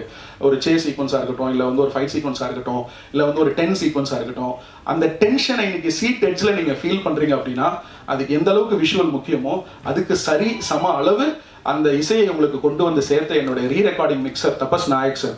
ஏன்னா அவர் தான் குபேராகும் மிக்சர், 2 படமும் ஒரே நாளில் ரிலீஸ். அந்த மனுஷன் வந்து தூக்கம் இல்லாமல் வேலை செஞ்சனால தான் இந்த படம் டைமுக்கு வந்தது. தபஸ் நாயக் சாருக்கு ஆரம்பிச்சு, என்னுடைய சவுண்ட் டிசைனர் பிரதாப்பில் ஆரம்பிச்சு, அதுக்கப்புறம் எனக்கு டப்பிங் பண்ணி கொடுத்த திலீபன் அவருடைய அசிஸ்டன்ட்ல ஆரம்பிச்சு, எனக்கு கம்போஸ் பண்ணி கொடுத்த ஜிப்ரான் சார் வரைக்கும் இந்த சவுண்ட் டிபார்ட்மெண்ட்ல கம்ப்ளீட்டாக ஒர்க் பண்ண ஒவ்வொரு டெக்னீஷியனுக்கும் நன்றியை சொல்லிக்கிறேன். எனக்கு எந்த அளவுக்கு பிக்சர் முக்கியமோ அதுக்கு சம அளவு எனக்கு சவுண்டு முக்கியம். அதனால யூஸ்வலாக அவங்களுக்கான அங்கீகாரமும் அதுக்கான உழைப்புக்கான வேலிடேஷன் கிடைக்காம போகும். ரொம்ப பிரதானமாக நீங்கள் இது எழுதணும். தமிழ் சினிமாவில் நீங்கள் சவுண்ட் டெக்னீஷியன்ஸ் வந்து one of the finest technicians நமக்கு இந்தியாவிலே ஃபைனஸ்ட் டெக்னீஷியன்ஸ் இருந்திருக்காங்க. அது ஸ்ரீதர் சாராக இருக்கட்டும், இல்லை ஏஎஸ் லட்சுமி நாராயண் சாராக இருக்கட்டும், இல்லை இன்னைக்கு இருக்கக்கூடிய நிறைய மிக்சிங் இன்ஜினியர்ஸ், சவுண்ட் இன்ஜினியர்ஸ் எல்லாமே தமிழ்நாட்டிலிருந்து போனவங்க. ஸோ அவங்களுக்கு உரிய அங்கீகாரத்தையும் மரியாதையும் தரணும்னு நினைக்கிறேன். ஸோ இந்த படம் நல்ல சவுண்ட் குவாலிட்டியில் ஒரு நல்ல தியேட்டரிக்கல் எக்ஸ்பீரியன்ஸாக வந்ததுக்கு என்னோட என்டையர் சவுண்ட் டீம் காரணம். Starting from Ghibran sir to Tapak sir, எல்லாருக்கும் என்னுடைய நன்றி, வாழ்த்துக்கள். காஸ்ட் எவ்வளோ டைம் இருக்கு? முடிச்சிடுறேன். ஸோ விஜய் மேம் வந்து ஃபர்ஸ்ட் டைம் அவங்க வீட்டில் போய் கதை சொன்னேன். அவங்க வீட்டுக்குள்ளே போனோன்னே இந்த எக்ஸ்பீரியன்ஸே வித்தியாசமாக இருந்தது. சாப்பிட வைக்காம அனுப்ப மாட்டேன் அப்படின்னு சொல்லிட்டாங்க. நான் வந்து அன்னமிட்ட கை அப்படின்னாங்க. டைட்டில் நல்லா இருக்கு, அடுத்த படத்துக்கு வச்சுக்கிறேன். அவங்க வந்து அவங்களோட ஸ்க்ரீன் ப்ரெசன்ஸ் எனக்கு ரொம்ப பிடிக்கும். நான் நிறைய வாட்டி சொல்லியிருக்கேன், ஃபேன் ஆஃப் ஐஸ் அப்படின்ட்டு. எப்படி அதர்வா கண்களை பற்றி நான் நிறைய இடத்துல பேசியிருக்கணும். ஒரு வாட்டி எடிட்டில் பார்க்கும்போது அவங்க கண்களை பார்த்துட்டு என்ன பவர்ஃபுல்லான ஒரு ஐஸ் இல்லை அப்படின்னு நான் சொல்லுவேன். அப்புறம் அவங்க வந்து என்னன்னா ரொம்ப வருஷமா நடிக்கிறாங்க, ஆனால் அவங்க நடித்த படங்களோட எண்ணிக்கையை வந்து சொன்னா எனக்கு ஆச்சரியப்பட்டுட்டேன். நான் என்ன சொல்றீங்க, நிறைய படம் நடிக்கிற மாதிரி இருக்கு, ஆனால் நீங்க வந்து குறைவான எண்ணிக்கை தானே சொல்றீங்க அப்படின்னு கேட்டதுக்கு, அப்போ ஆக்சுவலாக பின்னாடி இருக்கிற காரணம் என்னவா இருக்கும்னா, choice. We are nothing but the choices we make. நம்ம யார் என்று அறியப்படுகிறோம், அது இட்ஸ் நத்திங் பட் அதெல்லாம் நம்ம தேர்வு செய்யக்கூடிய அந்த சாய்ஸஸோட ரிசல்ட் தான். இந்த படம் எடுக்கணும்னு நாங்கள் எடுக்கிற முடிவு, இந்த படம் எடுக்கணும்னு ப்ரொடியூசர் எடுக்கிற முடிவு எங்களை கொண்டு வந்து இங்கே நிறுத்திருக்கு. ஸோ அந்த மாதிரி அவங்களோட சாய்ஸஸ் வந்து ஒரு குவாலிட்டியான ஆர்டிஸ்ட், ஒரு குவாலிட்டியான ஆக்டர் அப்படிங்கிறத எஸ்டாப்ளிஷ் பண்ணியிருக்கு. அவங்க இந்த படத்தில் ரொம்ப நல்ல பங்களிப்பை கொடுத்துருக்காங்க, நன்றி. இன்னும் நிறைய அவங்களோட ஒர்க் பண்ணணும்னு ஆசைப்படுறேன். போஸ் அண்ணன் 4 நாள் தான் ஒர்க் பண்ணணும்னு நினைக்கிறேன். அவர் எனக்கு முன்னாடியே பரிச்சயம். உண்மையிலேயே அவருக்கு கேமரா வச்சுட்டு நான் ரசித்தேன். இதை நான் இது வரைக்கும் அவர்கிட்ட சொல்லலை. ஏன்னா ஒரு நல்ல கிரியேட்டருக்கு ஒரு ஃப்ரேம்குள்ள ஒரு ஆர்டிஸ்ட் வந்ததும் அந்த ஃப்ரேமை ஓன் பண்றாங்கன்னு வச்சுக்கோங்களேன், அது பார்க்கறதுக்கு அப்படி ஒரு எக்ஸைட்மெண்ட்டை தரும். ஏன்னா நாங்கள் எழுதுனதை வந்து உயிரோட பார்க்கணும்ல, அது வர்ற மொமெண்ட் எப்போனா கேமராலாம் வச்சிருவோம், லைட் எல்லாம் பண்ணிடுவோம், மூவ்மெண்ட்லாம் பார்த்துருவோம், செக் பண்ணுறோம், அசிஸ்டன்ஸை வச்சு நாங்கள் வந்து மார்க்லாம் போட்டுருவோம். அவங்களை இப்படி ஓரம் போட்டுட்டு லைட் எல்லாம் போட்டு அந்த ஆர்டிஸ்ட் நாங்கள் உட்கார வைக்கிறோம்ல, அப்போ அந்த காட்சி வந்து உயிர் பெறும். ஒரு கிரியேட்டரா அந்த காட்சி உயிர் பெறுவதை நீங்க பார்ப்பீங்க. அது அந்த ஆர்டிஸ்ட் வந்து நிற்கும் போது தான் பூர்த்தி ஆகும். அப்படி அவர் அந்த இடத்துல வந்து உட்கார்ந்ததுமே அவர் நடிக்க போற அடுத்த அந்த 10 விஷயங்களை பத்தி என் மைண்ட் யோசிக்கவே இல்லை. கூப்பிட்டு உட்காரங்கப்பா சரியா போயிடும் அப்படின்னு நினைச்சிட்டேன். அந்த அளவுக்கு ஒரு நல்ல ஸ்கிரீன் ப்ரெசஸ் உள்ளவர். நான் சின்ன வயசுல இருந்து பார்க்கணும்னு சொன்னா கோச்சுப்பாரு. சீரியல்ல இருந்து அவர் நான் பார்த்துட்டு இருக்கேன். அவருடைய குரலுக்கு நான் ரசிகன். அவர் வந்து இன்னும் நிறைய வித்தியாசமான கதாபாத்திரங்கள் பண்ணணும். தமிழ் சினிமா அவர் இன்னும் நல்லா பயன்படுத்திக்கணும். என்கிட்ட அடிக்கடி கேவி ஆனந்த் சார் பேசும்போது அவரை பற்றி சொல்லுவார். நான் என்ன அவர்கிட்ட சொன்னதில்லை.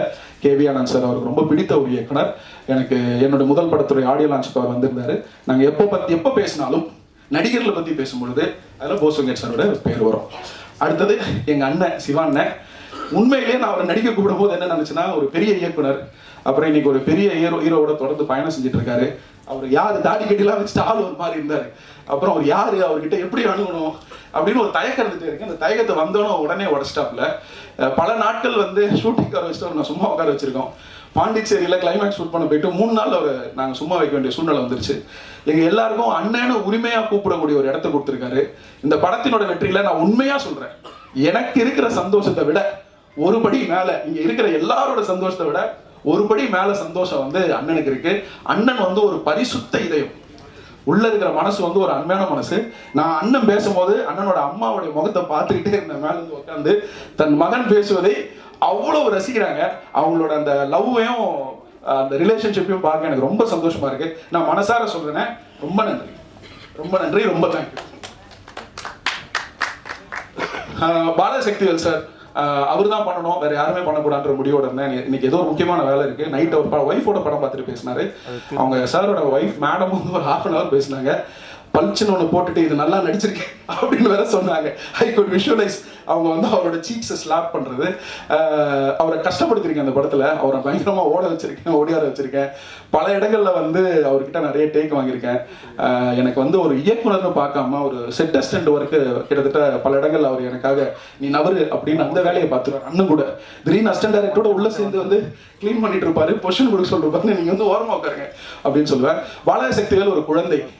எங்க செட்ல யார் வந்தாலும் அவர் கண்ணத்தையும் மீசையும் முடிச்சு கிள்ளிட்டு அவர் டெடிபேர் மாதிரி ஒரு இருக்கு அவருக்கு ஒரு கட்டி அணைச்சு கட்டி ஒரு ஹக்கு கொடுத்துட்டு அதுக்கப்புறம் தான் எங்க வேலையை ஆரம்பிப்போம். அது ஒரு ஹாப்பி சோல், ஒரு நல்ல எனர்ஜி, ஒரு அருமையான மனுஷன், ஒரு பெரிய டைரக்டர். காதல்ங்கிற ஒரு படம் வந்து தமிழ் சினிமாவில் வெளிவந்த சிறந்த 50 படங்கள் எடுத்தீங்கன்னா அதுல காதல் வந்துடும். அப்பேற்பட்ட ஒரு டைரக்டரோட என் படத்துல வேலை செஞ்சது எனக்கு ரொம்ப சந்தோஷமா இருக்கு, பெருமையா இருந்தது. அவருக்கு ரொம்ப நன்றி. வேற யாராவது மிஸ் பண்ணிட்டேன்னா? Okay, coming back to my Anand and Divya. Ramesh கோச்சிக்கு போறான். ஆல்ரெடி ஆடியோ லான்ச்ல அவன் பேர் சொல்லணும்னு கோச்சிக்கிட்டா. ஆடியோ லான்ச்ல டைமே இல்லை. நன்றி, ரொம்ப நன்றிங்க. ரமேஷ் வந்து என்னோட குடும்ப உறுப்பினர் மாதிரி, என்னோட நண்பர் மாதிரி.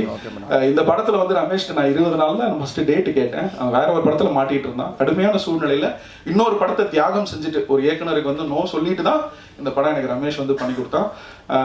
அவருக்கு, ரமேஷ் திலக்குக்கு வந்து மிகவும் நன்றி. ஏன்னா அவர் கமிட் பண்ணதை தாண்டி ஒரு 20 நாள் இந்த படத்துல வந்து அவர் நடிச்சு கொடுத்தாரு. அதுக்கு அவர் அதிகமா சன்மானம் எதுவும் பெற்றுக்கொள்ளவில்லை, கொடுக்கறதாகவும் இல்லை. ஆமா. ஸோ ரமேஷோடைய பங்களிப்பு வந்து ஒரு திருப்திகரமான பங்களிப்பு. ஆஃப்டர் ஒரு நாள் கூத்து இன்னும் நிறைய ரமேஷ் வந்து கேரக்டர் ரோல்ஸ் பண்ணணும் அப்படின்னு நான் வந்து விரும்புகிறேன். அதனால ரமேஷுக்கு வாழ்த்துக்கள். நடிகர்கள் முடிச்சுட்டு வந்துடுறேன். அதர்வா அண்ட் நிமிஷா, உண்மையிலேயே திவ்யா ஆனந்த கதை வந்து திரைக்கு வரும்னு நான் எதிர்பார்க்கல. ஏன்னா அந்த கதை என்கிட்ட பல வருடங்களாக இருக்கு. இன்னைக்கு இருக்கக்கூடிய முக்கியமான பிரதான தயாரிப்பாளர்கள் எல்லாருக்குமே இந்த கதை வந்து ஓரளவுக்கு தெரியும். பட் இந்த கதையுடைய மையத்தை ஒரு ப்ரொடியூசர் புரிஞ்சுக்கிறதும் ஒரு டைரக்டர் அந்த அலைவரிசையோட வந்ததும் அது சாத்தியப்பட்டது எப்படின்னா, அதுக்குள்ள வந்து ஒரு ஹீரோவும் ஒரு ஹீரோயினும் வரும்போது தான். இப்போ நிமிஷாவை எடுத்துக்கிட்டோம்னா, எனக்கு நிமிஷாக்கான அறிமுகம் வந்து தொண்டி முதலும் படம் தான். அதுல வந்து பாத்தீங்கன்னா போலீஸ் ஸ்டேஷன்ல ஒரு சீன் வரும் ஃபஹத் ஃபாசிலோட. இவங்க வந்து அவங்க கிட்ட கேட்குவாங்க, நீ செயின் எடுத்து வாயில போட்டது நான் பார்த்தேன், நீ பொய் சொல்ற அப்படின்னு. சூரஜ் வெங்காயமோட ஒரு பக்கத்துல இருப்பாரு. கோபமா வந்து ஃபகத் கிட்ட வந்து அவங்க நடிப்பாங்க. நான் உண்மையிலே ஆச்சரியமா பார்த்தேன். ஃபகத் என்பது ஒரு மாபெரும் நடிகன். நிமிஷாவுக்கு வந்து அது முதல் படம்.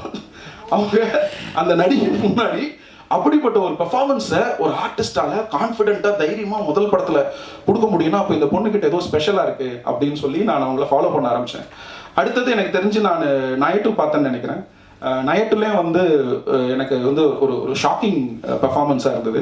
கிரேட் இண்டியன் கிச்சன், ஒரு வாட்டியும் அந்த கிச்சனுக்குள்ள அவங்க போகும்போதும் அவங்க அனுபவிச்ச அந்த வழியை நானும் அனுபவிச்சேன். ஆச்சரியமா இருந்தது. அப்புறம் சித்தால பார்த்துருக்கோம், ஜிகத்தண்டல பார்த்துருக்கோம், மாலிக்ல பார்த்துருக்கோம். நிமிஷாவிடம் இருப்பது ஒரு விதமான வரம், நடிப்பை பொறுத்த வரைக்கும். அது அவங்களுக்கு தெரியாது. அதுதான் அதோடைய சிறப்பும் கூட.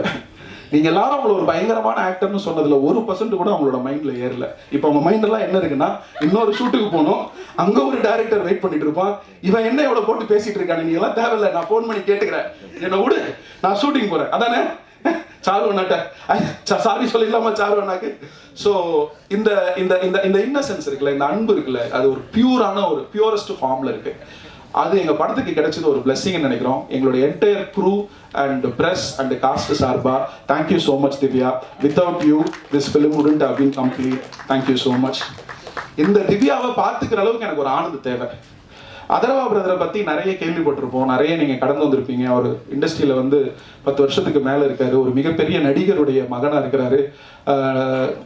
எனக்கு தெரிஞ்சு எந்த நடிகர் தன்னுடைய உடலை சரியாக மெயின்டைன் பண்றாங்களோ, ஒரு டிசிப்ளினை கடைபிடிக்கிறாங்களோ, அவங்க கிட்ட டிசிப்ளின் இருக்குதுன்னு அர்த்தம். டிசிப்ளின் இல்லாம அவங்க கிட்ட ஒரு உடலை வந்து மெயின்டைன் பண்ண முடியாது. அது என்ன தேவைன்னு எனக்கு தெரியும், நான் போராடிட்டு இருக்கேன் 10 வருஷமா. ஸோ அப்படி இருக்கும்போது ஃபர்ஸ்ட் மீட்டிங் எனக்கு ஒரு நல்ல கான்ஃபிடன்ஸை கொடுத்தது. ஏன்னா ஒரு ஹீரோ இதைத்தான் ரசிப்பார்னு தமிழ் சினிமால காலங்காலமாக பல இயக்குநர்களுக்கு அந்த ஹீரோவை சுத்தி இருக்கிறவங்க ஒரு கற்பிதத்தை கொடுத்துட்டு இருக்காங்க. ஹீரோக்குனா இப்படிதான் கதை பண்ணணும், ஹீரோக்கு இப்படிதான் கதை சொல்லணும். நான் முதல் முறையா ஹீரோக்கு, நான் அதர்வாக்கு கதை சொல்லிட்டு நான் ஃபீல் பண்ணது என்னன்னா, அப்படிலாம் இல்லை. ஒரு டிராமாவை அவங்க என்ஜாய் பண்றாங்க, ஒரு காமெடி அவங்க என்ஜாய் பண்றாங்க, ஒரு எமோஷன் அவங்க என்ஜாய் பண்றாங்க. அப்போ இவங்களை பத்தி நம்ம கேள்விப்படுறது வந்து சரியா தவறா அப்படின்ற ஒரு குழப்பம் வரும். ஸோ இந்த கதை அடுத்த கட்டத்துக்கு நகர்ந்ததுக்கான காரணம் அதர்வாவுடைய இந்த கதை தேர்வும் ரசனையும் இந்த கதையில அந்த ஆனந்த திவ்யாங்கிற கதாபாத்திரத்து மேல அவர் வச்ச அன்பும் நம்பிக்கையும் எனக்கு தெரிஞ்சு அதுதான் ஃபர்ஸ்ட். அதுக்கப்புறம் தான் நெல்சன். நான் ரொம்ப கிளியரா சொல்றேன், இந்த ஃபர்ஸ்ட் 45 மினிட்ஸ் நான் வந்து அவர் நரேட் பண்ணும்போது டிராமா அவர் பயங்கரமா என்ஜாய் பண்ணாரு. அங்கிருந்து அவர் ஷூட்டிங் போகும்போது ஒரு வாட்டி என்ற சொன்னது என்னன்னா, அதை குறைச்சிடாதீங்க, அதை குறைச்சிடாதீங்க, அதை குறைச்சிடாதீங்க, அதை குறைச்சிடாதீங்க. இதைதான் திரும்ப திரும்ப சொன்னாரு.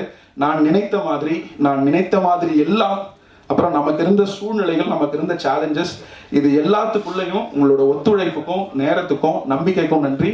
நான் கொடுத்த வார்த்தையை காப்பாத்திட்டேன்னு நினைக்கிறேன். ஒரு நல்ல படம் கண்டிப்பா தானே உங்க கெரியர்ல அப்படின்னு நான் ப்ராமிஸ் பண்ணேன்.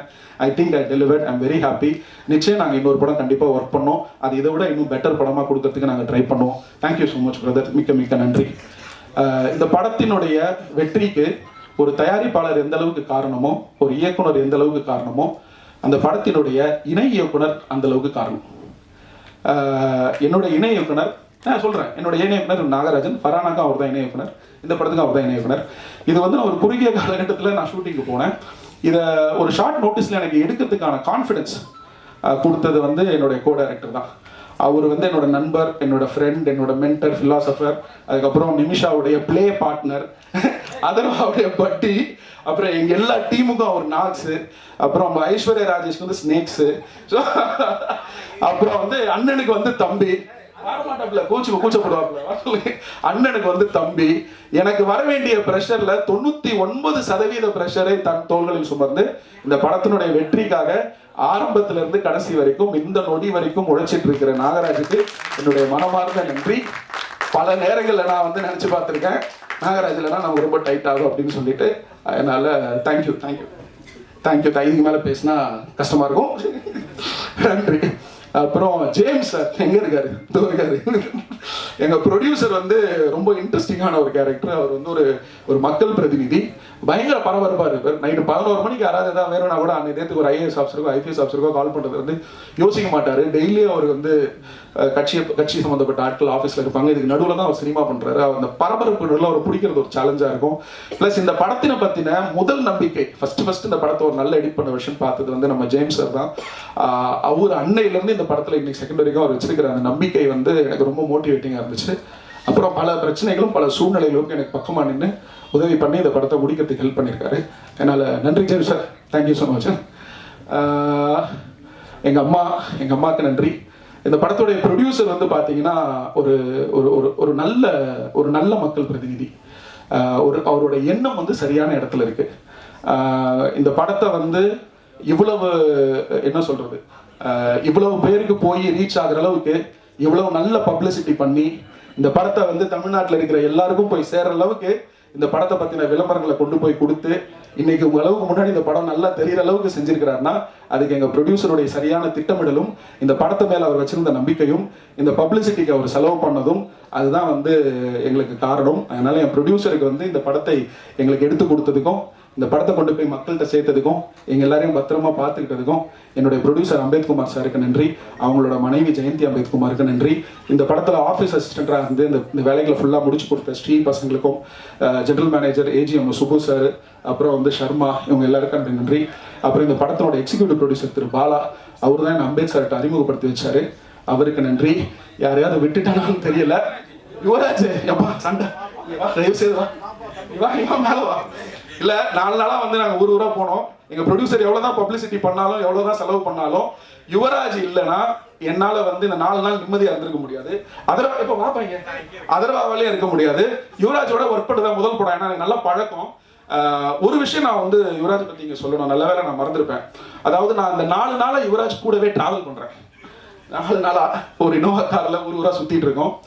அவ்வளவு ஃபோன் வருது, அவ்வளவு பேர் பேசுறாங்க, அவ்வளவு மெசேஜஸ் வருது, யாரோ பேசுறாங்க. ஒரு ஹோட்டல் ஹவுஸ் பாயில இருந்து ஒரு பெரிய நடிகர் வரைக்கும், ஒரு பெரிய மேனேஜர் வரைக்கும், ஒரு பெரிய ப்ரொடியூசர் பேசுறாங்க. ஒரு செகண்ட் இந்த மனுஷன் முகம் சொல்லிக்கல, கோவப்படல. ஒரு பக்கம் வந்து ஒரு ப்ரொடியூசர் ஒரு ஃபங்க்ஷன் இடத்துக்கு ஒரு பணம் தர வேண்டியிருக்கு, ஒரு பக்கம் ஒரு ஆர்டிஸ்ட் கிட்ட ஒரு பதில் வர வேண்டியிருக்கு, ஒரு பக்கம் இன்னொரு ப்ரோக்ராம் லேட் ஆயிட்டு இருக்கு, ஒரு பக்கம் வந்து இன்னொரு டாக்குமெண்ட் எதுவும் அனுப்ப வேண்டியிருக்கு. இவர் அந்த ஸ்பேஸ்ல ஒர்க் பண்றதை பார்க்கறதுக்கு ஒரு சூப்பர்மேன் மாதிரி இருக்காப்ல. அதனால இந்த படத்தை கடைசி நொடியில் கடைசி நேரத்தில் மக்களிடம் எடுத்து செல்வதற்கு மிகப்பெரிய தூணாக உதவியாக இருந்த யுவராஜுக்கு நன்றி. யுவராஜ் இல்லைன்னா என்னால இந்த 3-4 நாட்கள் வந்து நிம்மதியா கடந்து போயிருக்க முடியுமான்னு தெரியாது.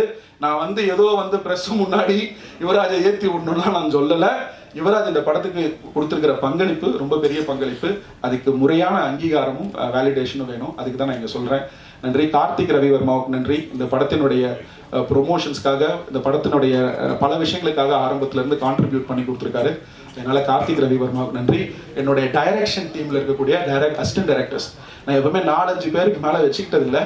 இந்த படத்தில் ஒரு 8-10 பேர் அதிகமாக ஒர்க் பண்ணுற சூழல் வந்துருச்சு. என் அசிஸ்டன்ட் டைரக்டர்ஸ் வந்து எனக்கு ஃபேமிலி மாதிரி தான். அசிஸ்டன்ட் எடிட்டர்ஸையும் சேர்த்து தான் சொல்கிறேன். எனக்கு அவங்க ரொம்ப பர்சனல், என் கூடவே இருப்பாங்க. என்னோட வாழ்க்கையோட ஒன்றிணைஞ்சு தான் அவங்க பயணிப்பாங்க. அவங்களுடைய பங்களிப்பு வந்து என்னுடைய பங்களிப்பு எந்த அளவுக்கு முக்கியமோ அந்த அளவுக்கு அவங்களுடைய பங்களிப்பு முக்கியம். ஒவ்வொருத்தருக்கும், என்னோட அசிஸ்டன்ட் டைரக்டருடைய ஒவ்வொருத்தருக்கும் நன்றி.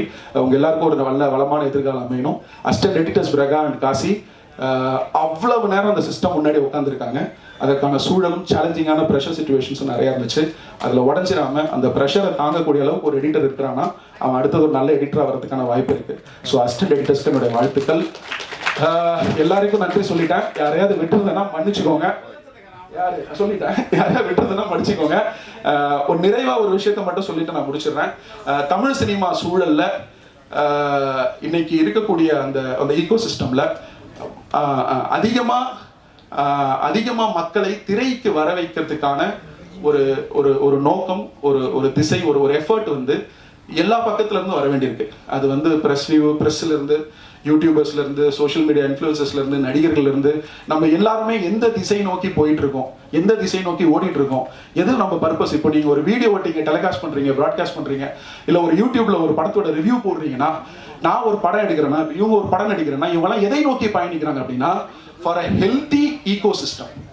நிறைய நல்ல சினிமா வரணும், அந்த சினிமாவை எல்லாரும் நல்லா பார்க்கணும், நிறைய பணம் சம்பாதிக்கணும், அந்த சினிமா மூலமா மக்கள் பயனடையணும்.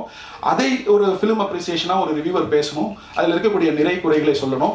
நம்ம அனைவருடைய கூட்டு முயற்சியினுடைய அடுத்த கட்டம் அப்படின்னா இந்த சினிமாங்கிற ஈகோ சிஸ்டத்தை ஒரு பாசிட்டிவான, ஒரு ஹெல்த்தியான, ஒரு நல்ல ஈகோ சிஸ்டமா மாத்துறது தான்.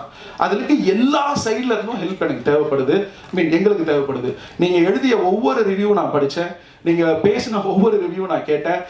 உங்களுடைய ஒவ்வொரு வரியும் வந்து நான் வேல்யூ பண்றேன். உங்களுடைய நீங்க நிறைகள்னு சொல்ல விஷயங்களை நாங்க சந்தோஷமா ஏத்துக்கிறோம், குறைகள்னு சொன்ன விஷயத்தை நாங்க இம்ப்ரூவ் பண்ண ட்ரை பண்றோம். ஆனா அதே நேரத்துல ஒரு இயக்குனரா ஒரு ரிவ்யூ பண்ணக்கூடிய அந்த ஈகோ சிஸ்டத்துக்கு நான் வைக்கக்கூடிய குறிக்கோள் என்னன்னா, ஒரு ரிவ்யூங்கிறது ஒரு நிறுவனம் சார்ந்ததா, ஒரு தனிப்பட்ட மனிதனுடைய ரசனை சார்ந்ததா, இல்ல நீங்க ஸ்பாயிலர்னு சொல்றதுல மைல்டுனா எவ்வளவு மைல்டு, அதோடைய அளவுகோல் என்ன, இல்ல ஸ்பாயிலர்னா அதோடைய அளவுகோல் என்ன, இந்த அளவுகோலை யார் தீர்மானிக்கிறது? இல்லை, இப்போ நீங்க ரிவ்யூ சொல்லும் பொழுது அந்த ரிவ்யூவோட நோக்கம் என்ன? ஆடியன்ஸுக்கு இந்த படத்தை கொண்டு போறதா வேண்டாமா, இல்ல இந்த படத்தினுடைய வணிகத்துல ஏதாவது இடைஞ்சல் இருக்குமா, இல்ல இந்த படம் எந்த சூழல்ல என்ன ஒரு அமைப்புல உருவாக்கப்பட்ட படம், ஏன்னா நீங்க பல வருஷமா இருக்கீங்க, இது எல்லாமே உங்களுக்கு தெரியும். ஸோ இதை எல்லாத்தையுமே நீங்க கணக்கில் எடுத்துட்டு ரிவ்யூ பண்றீங்களா அப்படின்னு எனக்கு அந்த ரிவ்யூ பார்க்கும்போது ஒரு சின்ன குழப்பம் இருந்துச்சு. இந்த என்டையர் படம் ஃபுல்லாக நான் போன 3 படங்கள் அதை பெருசாக நான் வந்து அவ்வளோ நேரம் ஸ்பெண்ட் பண்ண முடியல. பட் ஒவ்வொரு ரிவ்யூவும் பார்த்தேன், ஒவ்வொன்றையும் ஸ்டடி பண்ணேன். ஒவ்வொருத்தருடைய அந்த என்ன சொல்றது அனுபவம் வித்தியாசமா இருந்தது. சென்னையில ரிவ்யூ பண்றவர், ஒரு இங்கிலீஷ் பத்திரிகையில ரிவ்யூ பண்றவர், ஒரு தமிழ் பத்திரிகைக்கு ரிவ்யூ பண்றவர், ஒரு தமிழ் யூடியூப் சேனல் ரிவ்யூ பண்றவர். ஸோ உங்களுக்கு அந்த ஈகோ சிஸ்டம்ல இருக்கக்கூடிய ஒரு 50 பேராலேயே ஒரு படம், இந்த படம் இல்ல, ஒரு படத்துக்கு வந்து ஒரு ஒருமித்த கருத்தை ஃபார்ம் பண்ண முடியாத பட்சத்துல இந்த பக்கம் இருக்கிற நாங்க புரிஞ்சுக்க ட்ரை பண்றோம். So we would like to have a strong handshake. நாங்க பாதி தூரம் வரோம், நீங்க பாதி தூரம் வாங்க. we'll handshake, we'll understand which content, எந்த படம், எந்த கதை இந்த ஈகோ சிஸ்டத்துக்கு தேவை, அதை எப்படி பிரசன்ட் பண்ணா நம்ம எல்லாரும் சேர்ந்து சினிமாவை ஒருபடி அடுத்ததுக்கு எடுத்துட்டு போக முடியும் அப்படின்னு நான் தெரிஞ்சுக்கவும் பேசவும் ஆசையா இருக்கேன். அடுத்த வர காலகட்டங்கள் அது நடக்கும்னு நினைக்கிறேன். அதன் பிரகாரம் என்னுடைய அடுத்த படமும் இருக்கும்னு நினைக்கிறேன். உங்களோட அன்புக்கும் first of all thank you so much. Because എല്ലാ പടം റിലീസ് ആകുമ്പോൾ ഒരു പേടി കാണും, റിലീസ് ആകുമ്പോൾ ആൾക്കാർക്ക് ഇഷ്ടാവോ ഇല്ലയോ എന്ന്. പക്ഷേ ഇതിന്റെ പ്രിവ്യൂ ഷോ വെച്ചപ്പം അതിന്റെ റെസ്പോൺസ് കിട്ടിയപ്പോൾ ഞാൻ ആക്ച്വലി വീട്ടിൽ പോയിട്ടൊന്ന് ഉറങ്ങി. I didn't sleep actually. എനിക്ക് ഉറങ്ങാൻ പറ്റുന്നില്ലായിരുന്നു. ഞാൻ 2 മണിക്ക് I called Nelson sir and I'm getting so many messages. എനിക്ക് ഉറങ്ങാൻ പറ്റുന്നില്ല. I'm so overwhelmed. So thank you so much for all the love. And ഇപ്പോൾ എല്ലാവരും പറയും പെർഫോമൻസ് നന്നായിട്ടുണ്ട്. So I would like to give that credit to my director because I am a director's actor. എൻ്റെ എപ്പോഴും ഞാൻ പറയും performance നന്നായിട്ടുണ്ടെങ്കിൽ it's because of my director. ആ ഗൈഡൻസും ദിവ്യ എന്നൊരു ക്യാരക്ടർ എന്താണെന്ന് എനിക്ക് പറഞ്ഞു തന്നതിൽ. So thank you so much Nelson sir. And Atharva, നമ്മൾ പറയും എല്ലാ പടത്തിൽ നിന്ന് നമുക്കൊരു ടേക്ക് അവേ കാണും. ചില പടത്തിൽ അത് ക്യാരക്ടർ ആയിരിക്കും, അല്ലെങ്കിൽ ആ ക്യാരക്ടർ പറയാൻ നോക്കുന്ന മെസ്സേജസ് ആയിരിക്കും. പക്ഷെ എനിക്ക് ഈ പടത്തിൽ 2 ടേക്ക് അവേ ഉണ്ട്. That's my director and Atharva. എനിക്ക് ഒരുപാട് ഞാൻ എൻജോയ് ചെയ്തിട്ട് ഷൂട്ട് ചെയ്ത ഒരു പടമാണ്. The film is like very close to my heart. Atharva ഭയങ്കര ബ്രില്യൻറ്റ് ആക്ടറാണ്. ഭയങ്കര ഡെഡിക്കേറ്റഡ് ആണ്, ഭയങ്കര ഫോക്കസ്ഡ് ആണ്. ഐ ആം സംവൺ, ഞാൻ കൂടുതൽ ഫോക്കസ്ഡ് അല്ല, എനിക്ക് കുറേ നേരം അങ്ങനെ അറ്റൻഷൻ സ്പാൻ എൻ്റെ ഭയങ്കര കുറവാണ്. But I have seen Atharva like director പറയുന്ന കാര്യങ്ങൾ കേൾക്കും, ലൈക്ക് സെറ്റിൽ ഓൺ ടൈം എത്തും, എല്ലാ കാര്യങ്ങളും ചെയ്യും. And thank you so much for all the support. I think Divya incomplete ആയിരിക്കും വിത്തൗട്ട് അഥർവ ആനന്ദ്. ആൻഡ് നമ്മൾ പടത്തിനെ കുറിച്ച് പറയുമ്പോൾ movie is A collective thing. Like അതിൽ ഡയറക്ടർ, DOP അല്ലെങ്കിൽ ആക്ടേഴ്സ് മാത്രമല്ല, എഡിറ്റേഴ്സ്, അതിൽ അസിസ്റ്റന്റ് ഡയറക്ടേഴ്സ് ഉണ്ട്, ആർട്ട് ഡിപ്പാർട്ട്മെന്റ് ഉണ്ട്, പ്രൊഡക്ഷൻ്റെ ആൾക്കാരുണ്ട്. നമ്മളുടെ അടുത്ത് നമ്മൾ ടയർഡായി നിൽക്കുമ്പോൾ നാരങ്ങ വെള്ളം അല്ലെങ്കിൽ ടീ കൊണ്ടുവന്ന് തരുന്ന അണ്ണന്മാരുണ്ട്. So I would like to thank each and every one. DNA success is because of those people also. And audience വരെ ഞങ്ങളുടെ മൂവി നല്ലതാണെന്ന് എത്തിച്ചത് പ്രസ്സാണ്. So thank you so much for all the love and support. It actually means a lot. Because ചെറിയ നമ്മൾ പടം big budget movies ആണെങ്കിൽ അത് പെട്ടെന്ന് ഓഡിയൻസ് വരെ എത്തും, നമുക്കത് കൂടുതൽ എന്താ പറയുക ചെയ്യേണ്ടി ഒന്നും ആവശ്യം വരാറില്ല. പക്ഷേ ഇങ്ങനത്തെ പടങ്ങൾ നമ്മൾ എടുക്കുമ്പോൾ ആക്ച്വലി പ്രസ്സിൻ്റെ നമുക്ക് കുറേ സപ്പോർട്ട് കിട്ടിയാലാണ് അത് ഓഡിയൻസ് വരെ എത്തുന്നത്. So thank you so much. And കൊള്ളന്നുണ്ടായി നമ്മൾ മൂവിയിൽ ത്രൂ ഔട്ട് നമുക്ക് 2-3 കുട്ടി പാപ്പാസ് ഉണ്ടായി, ലൈക്ക് 48 days അല്ലെങ്കിൽ 30 days ഉണ്ടായ. സോ അവരുടെ പേരൻസിന് താങ്ക് യു പറയണം. ബിക്കോസ് നമുക്കറിയാം ഭയങ്കര കഷ്ടമാണ് ഒരു കുട്ടീനെ എല്ലാവരുടെ കയ്യിൽ നമ്മൾ കൊടുക്കുമ്പോൾ, അത് പാടാണ്. പക്ഷെ ആ പേരൻസിന് ഒരിക്കലും ഒരു പ്രശ്നം ഉണ്ടായില്ല. And they actually trusted us. കുട്ടീനെ ഞങ്ങളുടെ കയ്യിൽ തന്ന അവർക്കൊരു പ്രശ്നമില്ലായിരുന്നു. സോ താങ്ക്സ് ടു അവരുടെ പേരൻസിന് ആൻഡ് എല്ലാ ആക്ടേഴ്സിനും ആൻഡ് ദ എൻറ്റയർ ക്രൂ. ഞാൻ കുറേ സംസാരിക്കുന്നില്ല, ബിക്കോസ് എനിക്കറിയാം കുറേ സംസാരിക്കുമ്പോൾ നിങ്ങൾക്കും ബോറടി തുടങ്ങും. സോ എൻ്റെ ഇനിയും വരുന്ന പടങ്ങൾ നിങ്ങളെല്ലാവരുടെയും സപ്പോർട്ടും അനുഗ്രഹവും ഞാൻ പ്രതീക്ഷിക്കുന്നു. Thank you so much. டீம்லேயும் வந்து அவ்வளோ வந்து ஆடியன்ஸ்லாம் என்ஜாய் பண்ணாங்க உங்கள் performance. One of your best ஃபிலிம்ஸ்னே சொல்லலாம். அண்ட் சாமாக இருக்கட்டும், இன்டென்சிட்டியாக இருக்கட்டும், ரெண்டுமே எஃபர்ட்லெஸ்ஸாக வந்துட்டு பண்ணுற ஒரு actor. I like to request you to say few words. Press thanks giving and success meet டிஎன்ஏயோட படத்தோட உண்மையிலே இந்த ஃபீலிங்கே வந்துட்டு ரொம்ப சந்தோஷமாக இருக்குது. அண்ட் ஒரு நல்ல ஃபீலிங்காக இருக்குது இது. நாங்கள் வந்து ஒவ்வொரு நாளும் ஒவ்வொரு நொடியும் இந்த படத்தில் வேலை செய்யும்போது இந்த ஒரு தருணத்துக்கு தான் நாங்கள் எல்லாருமே வேலை செஞ்சோம். இந்த சக்ஸஸ் மீட்டில் எல்லாருமே உட்காந்து பேசணும் அப்படின்னு சொல்லி. So it feels great to be a part this. And முக்கியமாக சொல்லணும்னா நாங்கள் ஒவ்வொரு நாளும் ஷூட்டிங் போகும்போது ஒரு நல்ல படம் எடுக்கிறோங்கிற ஒரு நம்பிக்கையில் தான் போனோம். இந்த படம் எப்படி போய் ரீச் ஆகும் அதெல்லாம் நாங்கள் யாருமே யோசிக்கல. இது இவங்களுக்காக எடுக்கிறோம், இது அவங்களுக்காக எடுக்கிறோம், அந்த மாதிரி எந்த தாட்ஸுமே இல்லாமல் ஒரு நல்ல படம் எடுப்போம், ஒரு ஆனஸ்டான ஒரு படம் எடுப்போங்க அப்படின்னு சொல்லி தான் நாங்கள் செட்ஸ்க்கு போனோம். அண்ட் படம் முடியும் போது we were convinced that okay எங்கேயோ we did a good job அப்படின்னு சொல்லி ஒரு கன்விக்ஷன் இருந்தது. பட் போன வெட்னஸ்டே வந்து எங்களுக்கு எல்லாருக்குமே ஒரு ப்ரெஷோ இருக்குது அப்படின்னு சொல்லி சொன்னாங்க. So we were all excited to see சரி ப்ரெஸ் எப்படி ரியாக்ட் பண்ண போகிறாங்கங்கிற ரொம்ப எக்ஸைட்மெண்ட்டில் இருந்தோம்.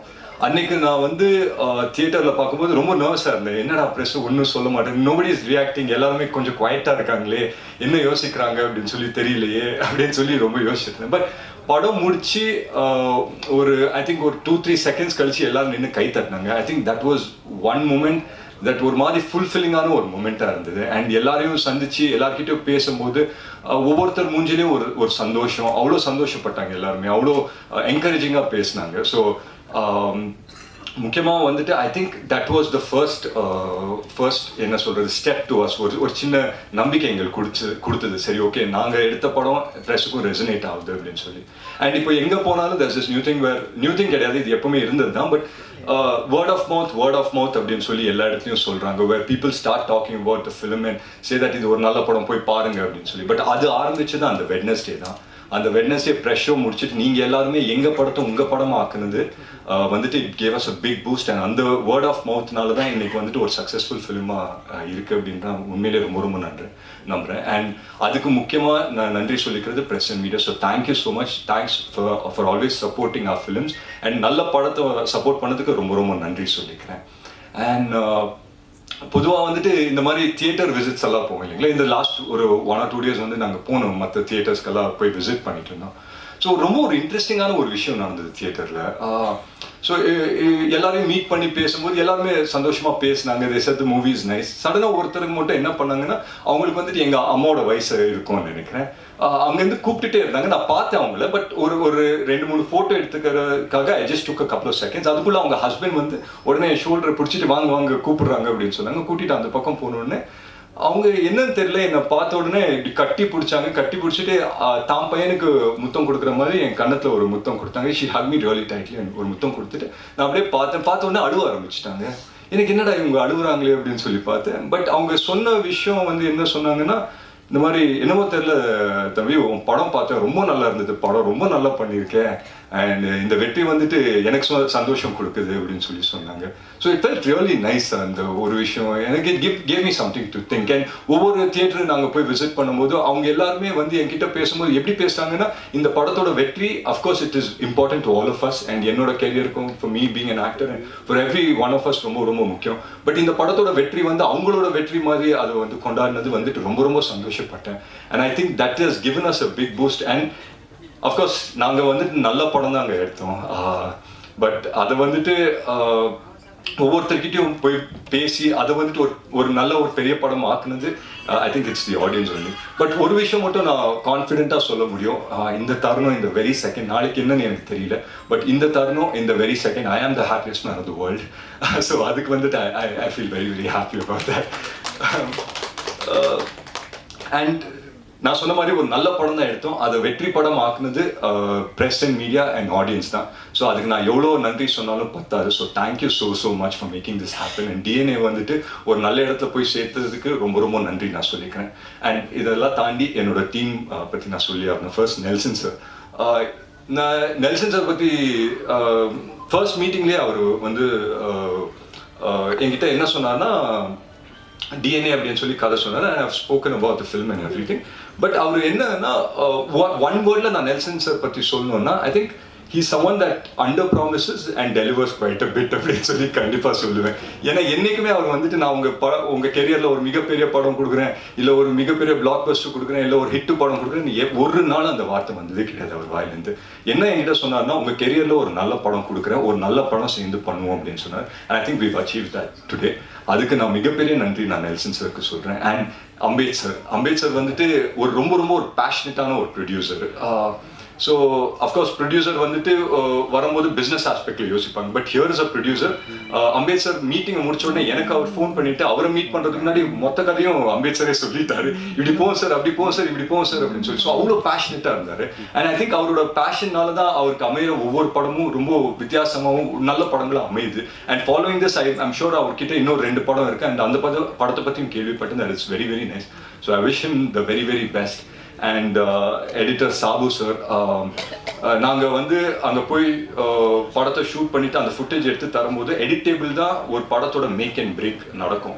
ஏன்னா வந்து நான் நிறைய படங்கள் நான் நடிக்கும்போது we go in a very big confidence saying that ஒரு நல்ல படம் எடுத்திருக்கோம் அப்படின்னு சொல்லி போவோம். பட் எடிட்டேபிள் அது எங்கேயோ கொஞ்சம் மாறும். But here is a film that நாங்கள் என்ன எடுத்தோமோ அதை தாண்டி வந்து எடிட்டில் வந்து பண்ணி கொடுத்துருக்காரு. ஸோ அதுக்கு மிகப்பெரிய நன்றி.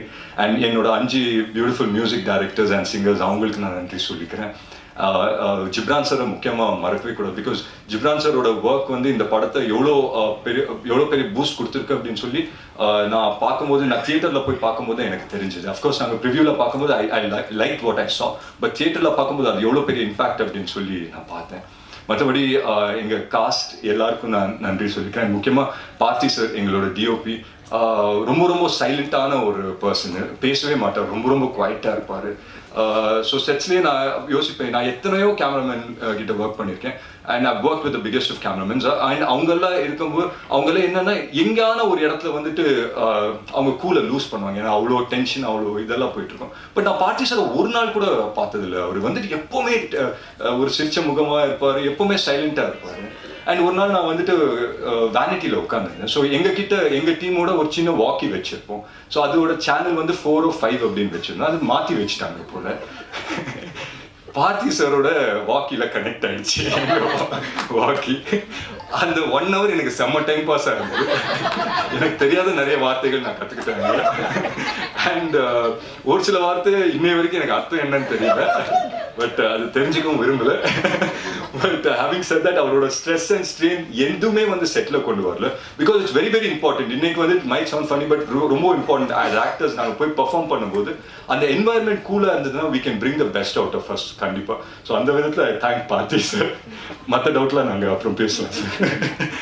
அண்ட் யா, ஸோ முக்கியமாக எங்கள் distributors Regent films, Shenbagamoorthy sir ஆகட்டும், திங்க் மியூசிக் சந்தோஷ் சார் ஆகட்டும், எல்லாருக்குமே நான் நன்றி சொல்லிக்கிறேன். இந்த படத்தை டிஸ்ட்ரிபியூட் பண்ண ஒவ்வொருத்தருக்கும் நான் மிகப்பெரிய நன்றி சொல்லிக்கிறேன். ஏன்னா இன்னைக்கு வந்துட்டு when we get calls from distributors after movies release இல்லையா, அதுதான் உண்மையான சக்ஸஸ். இன்னைக்கு வந்துட்டு ஒவ்வொரு டிஸ்ட்ரிபியூட்டரும் கூப்பிட்டு பேசும்போது ரொம்ப ரொம்ப சந்தோஷமா இருக்கு.